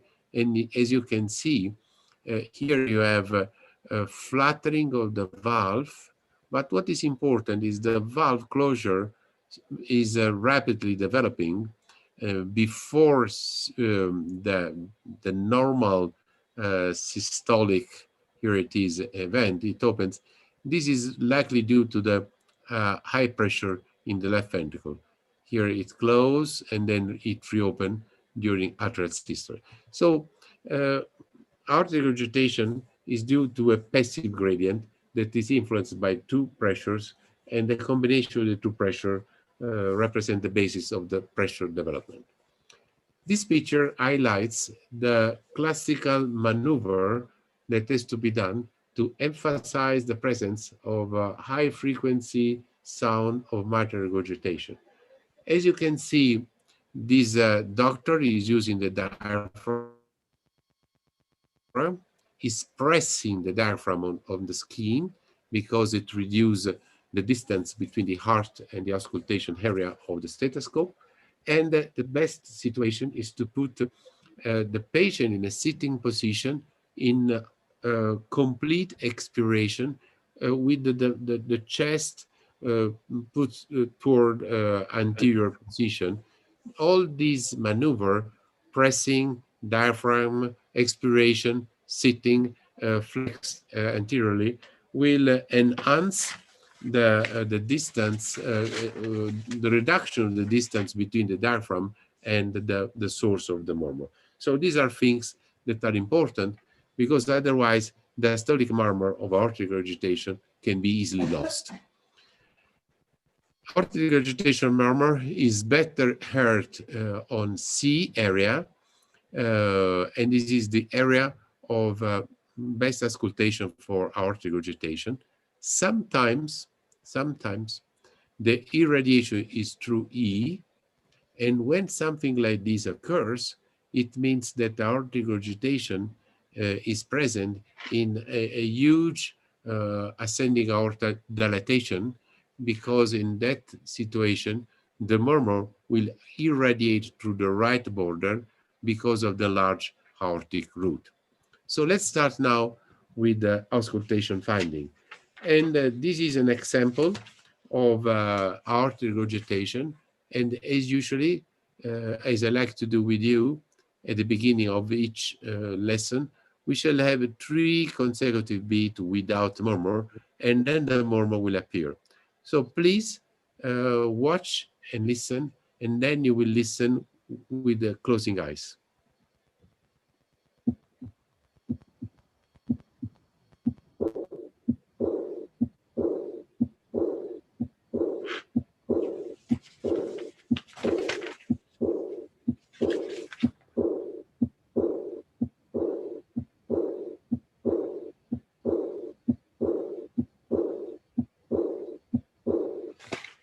So I think that you have appreciated a murmur that is completely different from the one I showed you before. Please listen, sorry, please listen with your eyes closed. And I want to underline and emphasize the fact that this is a high frequency sound with relatively low intensity and could be easily missed. But that's the reason why some maneuver have to be performed. Close your eyes and please listen with attention.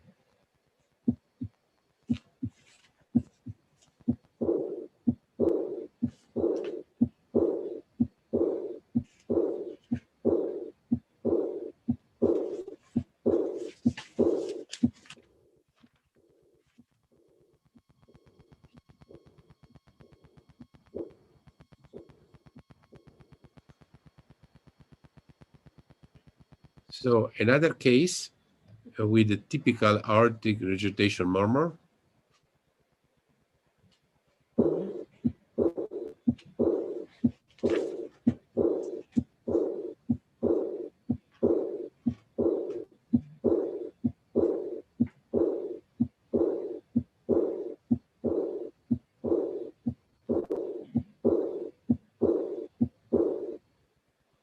Okay, I hope that this was clear. But what I want to show you now is something different. Sometimes in aortic regurgitation, apart from the diastolic murmur, a systolic murmur can be heard. There are 2 possibilities. One is that a coexisting aortic stenosis is present, and I showed you before, but more frequently, the presence of the murmur is named accompanying murmur. So a murmur that is not the result of aortic stenosis, but is the result of increased flow through the aortic valve during ejection caused by the larger amount of blood entering the aorta that is made by the normal blood plus the regurgitant volume. In that situation, the systolic murmur is named accompanying murmur. Then we have to learn how to differentiate a systolic murmur that is due to aortic stenosis to a systolic murmur that is due to accompanying situation. What I'm going to show you is an accompanying situation.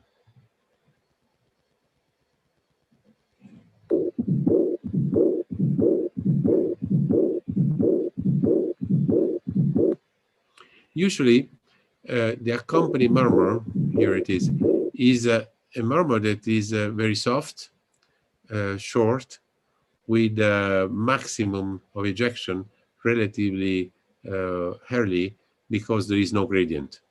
And now, in this case, you can hear very well the regurgitant murmur, and you can hear this soft, low intensity ejection murmur that is due to the fact that the amount of murmur, of blood that is going through the valve is increased.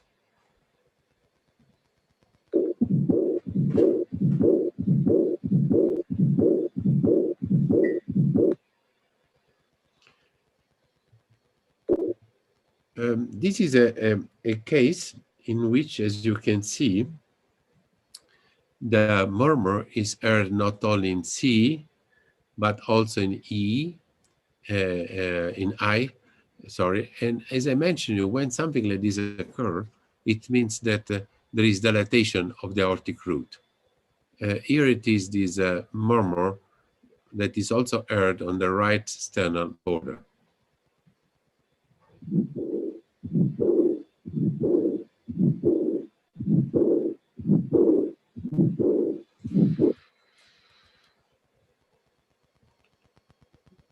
Okay, sorry, I repeat the murmur.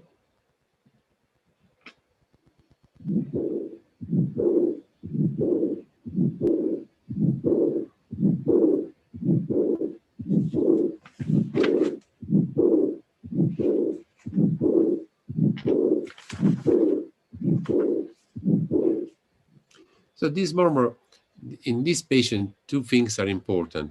The first one is that the murmur is irradiated on the other side of the sternal border, on the right side. And the other aspect that is important is that the murmur, the sterling murmur, is accompanied by soft ejection, low intensity murmur, that is an accompanied murmur. So this is not a rare situation, the situation of the accompanied murmur. This is now a construction of three different phases. You have normal beats without murmur, then you will have the accompanied murmur, and then the aortic regurgitation. So I want to emphasize the fact that aortic regurgitation can be accompanied by murmur, but that murmur does not imply the presence of aortic stenosis. I shall show you in a while two examples, one close to the other, as I did before for aortic stenosis mitral regurgitation, to emphasize the difference in systolic murmur when there is stenosis or not, when there is accompanied situation or not. So let's go ahead with the auscultation, this example. Please watch the screen first, and then let's listen again with closed eyes.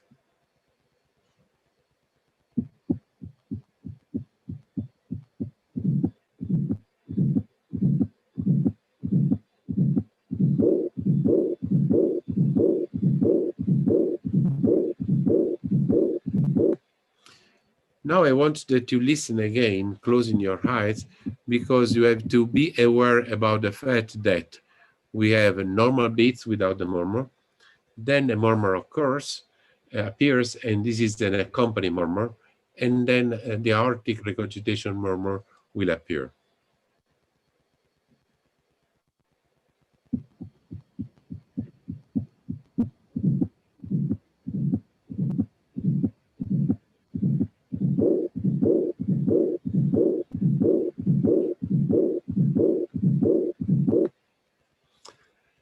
So, summarizing, aortic regurgitation is a diastolic murmur, is a high-frequency murmur, is high-frequency but low-intensity murmur. Because it's low intensity, some maneuver needs to be done in order to emphasize.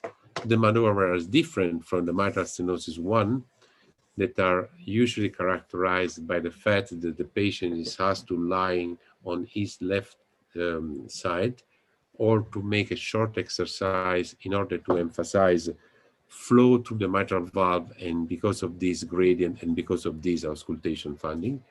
In this instance, it can be emphasized just putting the patient in a sitting position with the anterior movement of the thorax.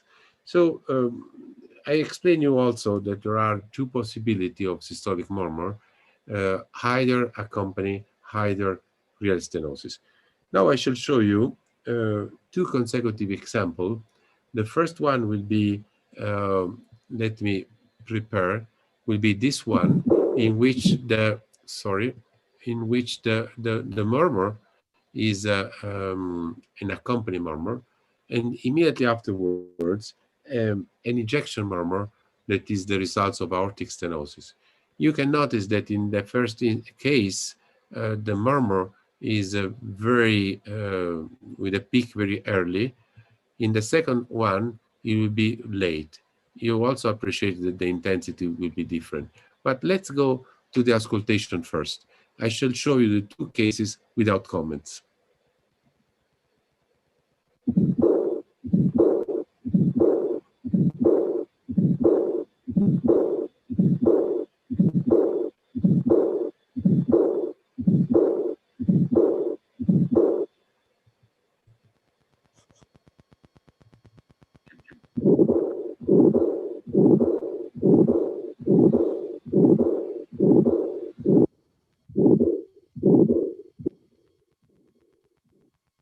So I shall show you again.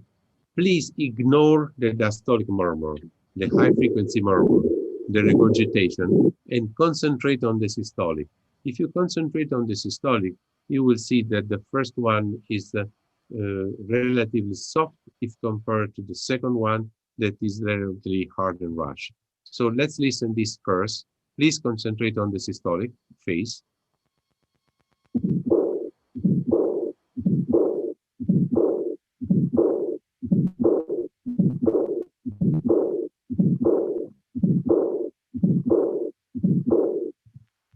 And now on this one.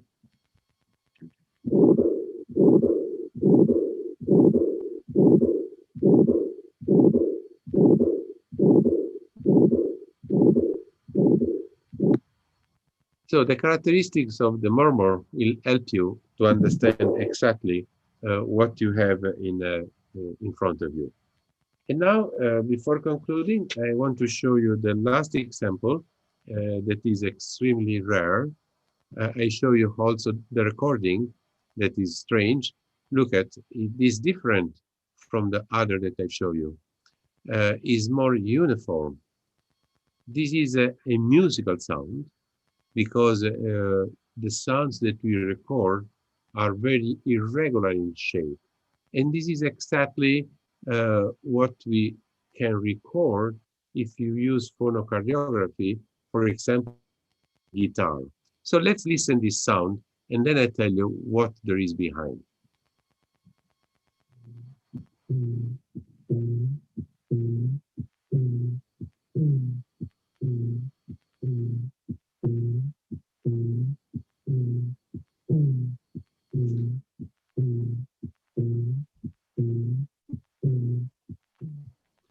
Let me show you again.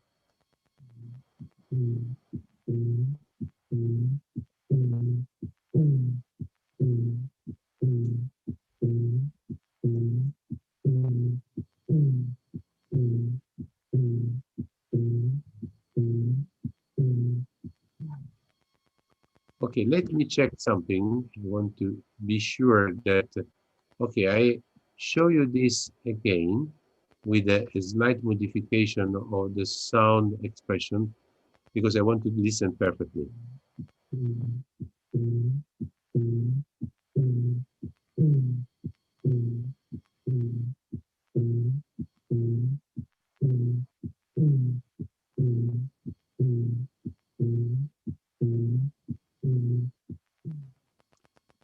So this is a diastolic murmur in a patient with aortic regurgitation.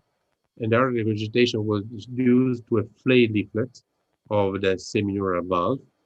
And what is producing this strange sound, musical sound, is the combination of the fluctuation of this leaflet that is like the corda of a guitar that fluctuates, and very likely the thorax shape in that specific patient that cannot be predicted, that transform this vibration from a sound in a musical effect.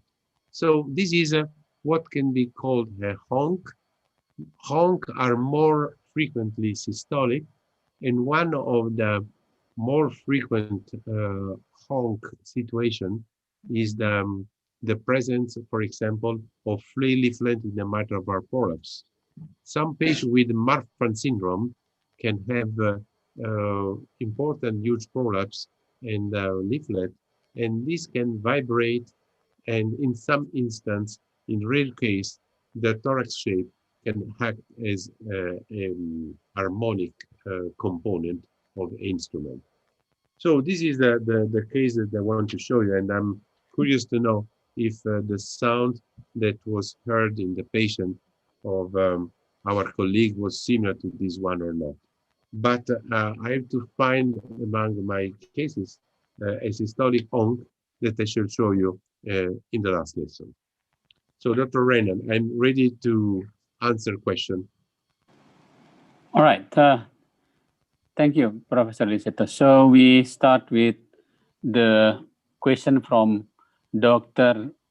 Bima, Ahmad Bima Arya Putra. Good day, Professor. I would like to ask how to differentiate between Austin-Flynn murmur in aortic regurgitation and mitral stenosis, and what will we found if these two diseases coexist? The murmur in of the relative stenosis of the mitral valve in the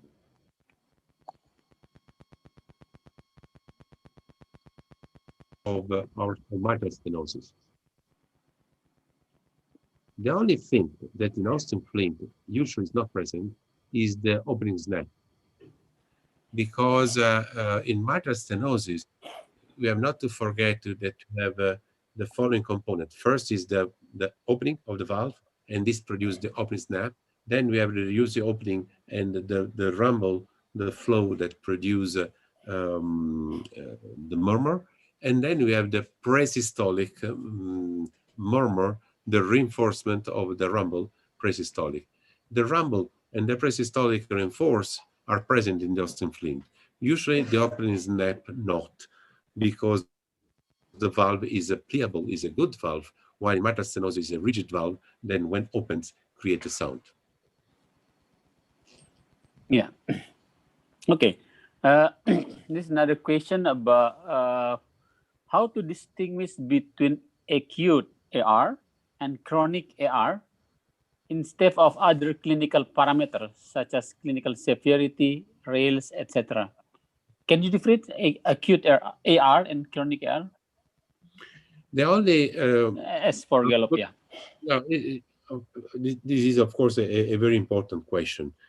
So the only auscultatory finding that can help us, but not tell us 100% certainty that is acute, is the length of the regurgitation. Usually, usually in the acute regurgitation, the murmur is short because there is a boom, a rapid elevation of end-diastolic pressure. This will reduce the gradient in late diastole, and because of this, we shall have a relatively strong murmur very early, and then it disappears because it does not cover diastole, but it does not cover diastole because the end-diastolic pressure being sudden and important, the aortic regurgitation goes up the pressure because there is not enough time to adapt the left ventricle of the increasing volume. So if there is aortic regurgitation, acute aortic regurgitation in a normal ventricle, the left ventricle will require time to adapt, to enlarge, to be more compliant. But this will produce elevation of pressure, and this will produce reduction of the length of the diastolic murmur. So the only element that we have is the length of diastolic murmur, the duration. Yeah. Duration. So the longer the duration, probably the more chronic the disease, right? Absolutely, yes. Okay. This is there are two related questions about the Austin Flynn murmur. So can you please explain what is the cause of Austin Flynn murmur, and how can we detect both the mid-diastolic and presystolic murmur in Austin Flynn murmur? Okay. No, please go ahead. And this the related question. He or she read that Austin Flynn murmur can be happens in any valve, even its aortic regurgitation. He read somewhere. So what's your explanation for these two questions? So aortic regurgitation not systematically produce Austin Flint. It can produce Austin Flint when the jet is eccentric. And that's the reason why if you hear Austin Flint, we can predict the direction of the jet. The direction of the jet goes to the anterior leaflet of the mitral valve. So when something like this occurs, we have this relative reduction of the opening, and because of this, we have a relative stenosis. So this is the only situation in which a relatively aortic mitral stenosis can be produced. By the way, there is another situation in which a murmur of mitral stenosis can be heard without the presence of mitral stenosis. And this is the presence, for example, of left atrial myxoma. Because Myxoma, yeah. the myxoma goes into the valve, it creates a relative stenosis. So we have two situations that are completely different, but they produce mitral stenosis in a very good valve. When the jet closed the valve, on when the valve, the aortic jet closed the valve, on when the valve opened quite well, but a mass impede complete flow through the valve. These two examples are the extreme, but they both explain the origin of the murmur. The origin of the murmur is the discrepancy between the orifice and the flow that has to pass through the orifice. In Austin Flint, because it's closed from outside. In myxoma, because it's closed from inside. Okay. This is another question from Dr. Pierre Octavian. I try to figure out what he means. Hello, Professor. In a company murmur in aortic regurgitation that contain diastolic plus systolic murmur, R can happen just in tachycardia condition? Yeah, tachycardia can enhance these yeah. as all the tachycardic situation in which a flow murmur can be heard because there is faster ejection. So yes, it can enhance the situation, yes.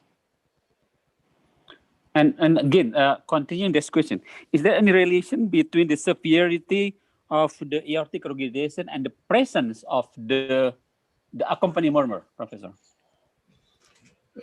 Theoretically, yes, and I should say that it works as a concept because the accompanying murmur is the results of discrepancy between the flow through the orifice and the entity of the orifice. So the orifice is normal and the flow is increased. This will create a turbulence. But the extreme could be that there is a huge regurgitation due to dilatation of the annulus because of aneurysm, for example. But in that instance, the accompanying murmur will either disappear or not develop at all because there will be increasing flow through an increased orifice. So the accompany is the expression of discrepancy between the amount of flow and the orifice size. If the orifice size is enlarged, then the flow will be coherent with the size and the accompanying murmur will not be present. Okay, thank you. So it's not a question about, yeah, this is interesting about the Hong sound one. Thank you for your explanation. In my case, it's hard. Oh, sorry. This is about. I'd like to clarify. So cardiac Hong is basically a normal murmur, but sounding musical because of the variation in the patient's chest and a specific variation in the shape of the valve. Was that true, Professor? So the honk is a very, very rare that the honk could be present in a normal subject, because in any case is the result of something that does not work well. What can be found, and I think that in my experience, I have only one case, if I remember well, many years ago, was a young female with a very small prolapse, but mitral prolapse, but the vibration in systole of the valve with the small leaflet vibrating produced this kind of murmur. So honk is the result of abnormal vibration of something, and is very unlikely, is unlikely that the honk vibration can occur in a normal valve, but is not the expression of a severity. I agree, is not the expression of severity. It's just a casual combination of different aspects that will create a musical sound. Okay, then I think the last question is whether you have to, as you know, when we try to hear the mitral regurgitation murmur, then you should manipulate the position of your stethoscope going to the axilla, right? So to see where's the punctum maximum of the murmur. So should you do some kind of maneuver for the aortic regurgitation, given the fact that the direction of the jet of the AR also can be any different side, any different direction?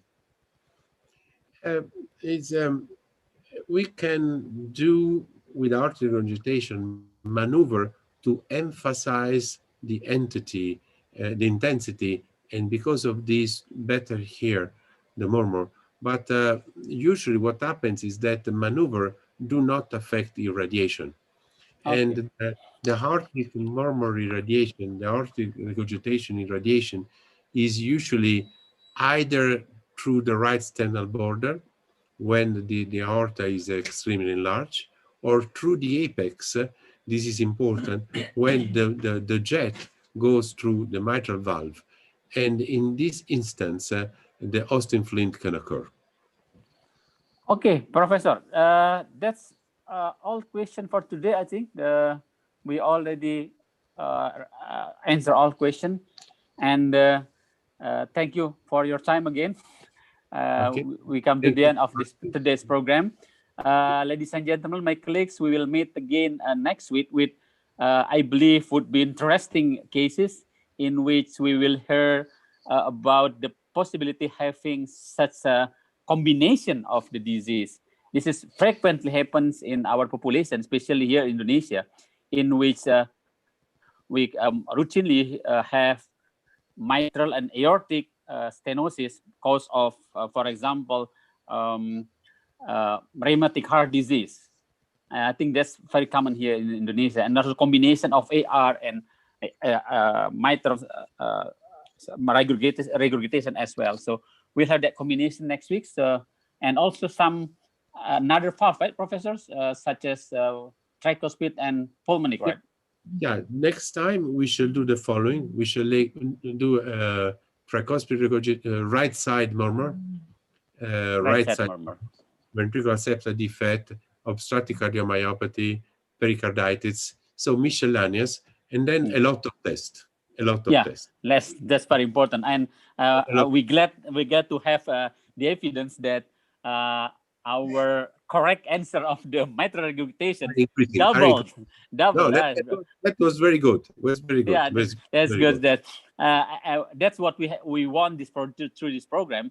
We want all of you throughout the country would have this ability, mastering of the cardiac auscultation whenever you find the patient, and we can better diagnose our patient, because in this kind of situation, this auscultation is truly our first-hand weapons when you want to having a good diagnosis, especially in patient with cardiac valve disease. I think thank you for today, Professor Ilsito. And it's a good pleasure, Dr. Renan, and see you next week at the usual time. Thank you very much, and see you again. Hello to my friends in Indonesia. Okay, bye-bye. Bye-bye. Okay, bye-bye, Professor. Ayo, see you. Oke, sampai ketemu lagi minggu depan, saudara sekalian. Pada waktu yang sama, lihat linknya ada di chat ya. Nanti tinggal masuk saja, dan kita akan dapat beberapa pelajaran nanti dengan kombinasi penyakit kombinasi pada beberapa katup, dan sekali lagi ini sangat berguna buat kita pada lagi era pandemi ini. Ini senjata kita yang utama. Kita nggak mudah melakukan pemeriksaan tambahan, echo, USG, dan lain-lain, tetapi sistoskoplah andalan kita untuk bisa mendeteksi lebih dini pasien kita. Dan kita juga belajar bagaimana educated guess. Ketika ada pasien-pasien kita dengan murmur yang 1 atau 2 tempat kombinasi, apakah dia severe apa tidak, bisa kita predik setidaknya, walaupun tidak secara pasti, tapi kita bisa melakukan yang kita sebut sebagai educated guess. Ya, saya kira terima kasih kepada sejawat-sejawat semua atas kehadirannya. See you next week juga, especially my colleagues. I saw here Mr. Bob from teman-teman dari Daria, terima kasih atas kehadirannya dan fasilitas juga teman-teman panitia dan sejawat sekalian ya. Terima kasih semuanya. Selamat sore, sampai jumpa minggu depan. Tetap sehat semua. Assalamualaikum warahmatullahi wabarakatuh. Salam sejahtera untuk semua.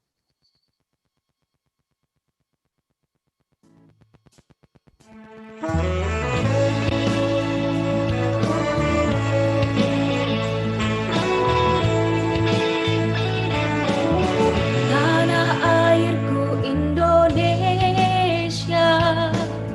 negeri elok amat ku cinta, tanah tumpah darahku yang mulia, yang ku puja sepanjang masa. tanah airku aman dan makmur, Pulau kelapa yang amat subur, pulau melati pujaan bangsa sejak dulu kala.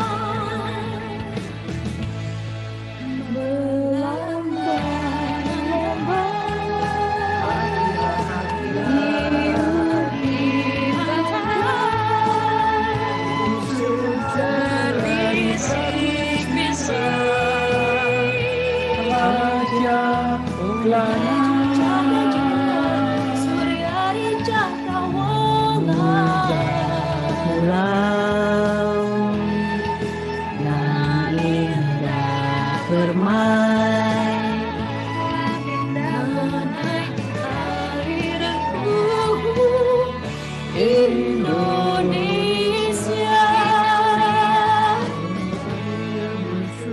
bukan lautan hanya kolam susu, kain dan jala cukup menghidupimu. Tiada badai, tiada tempat kau temui, ikan dan udang menghampiri dirimu.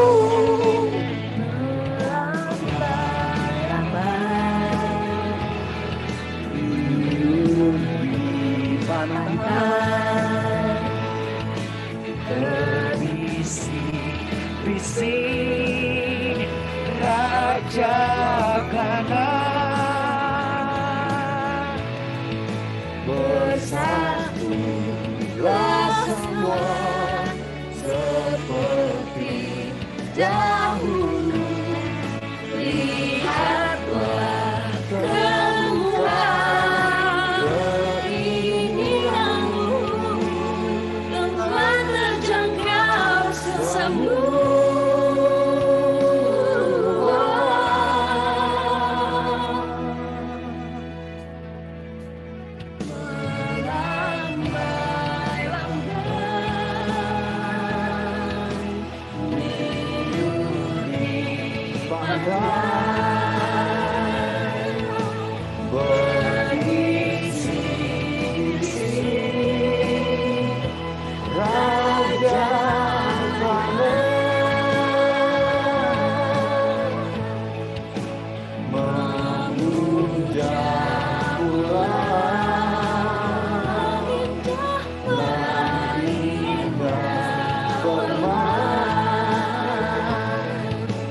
tanah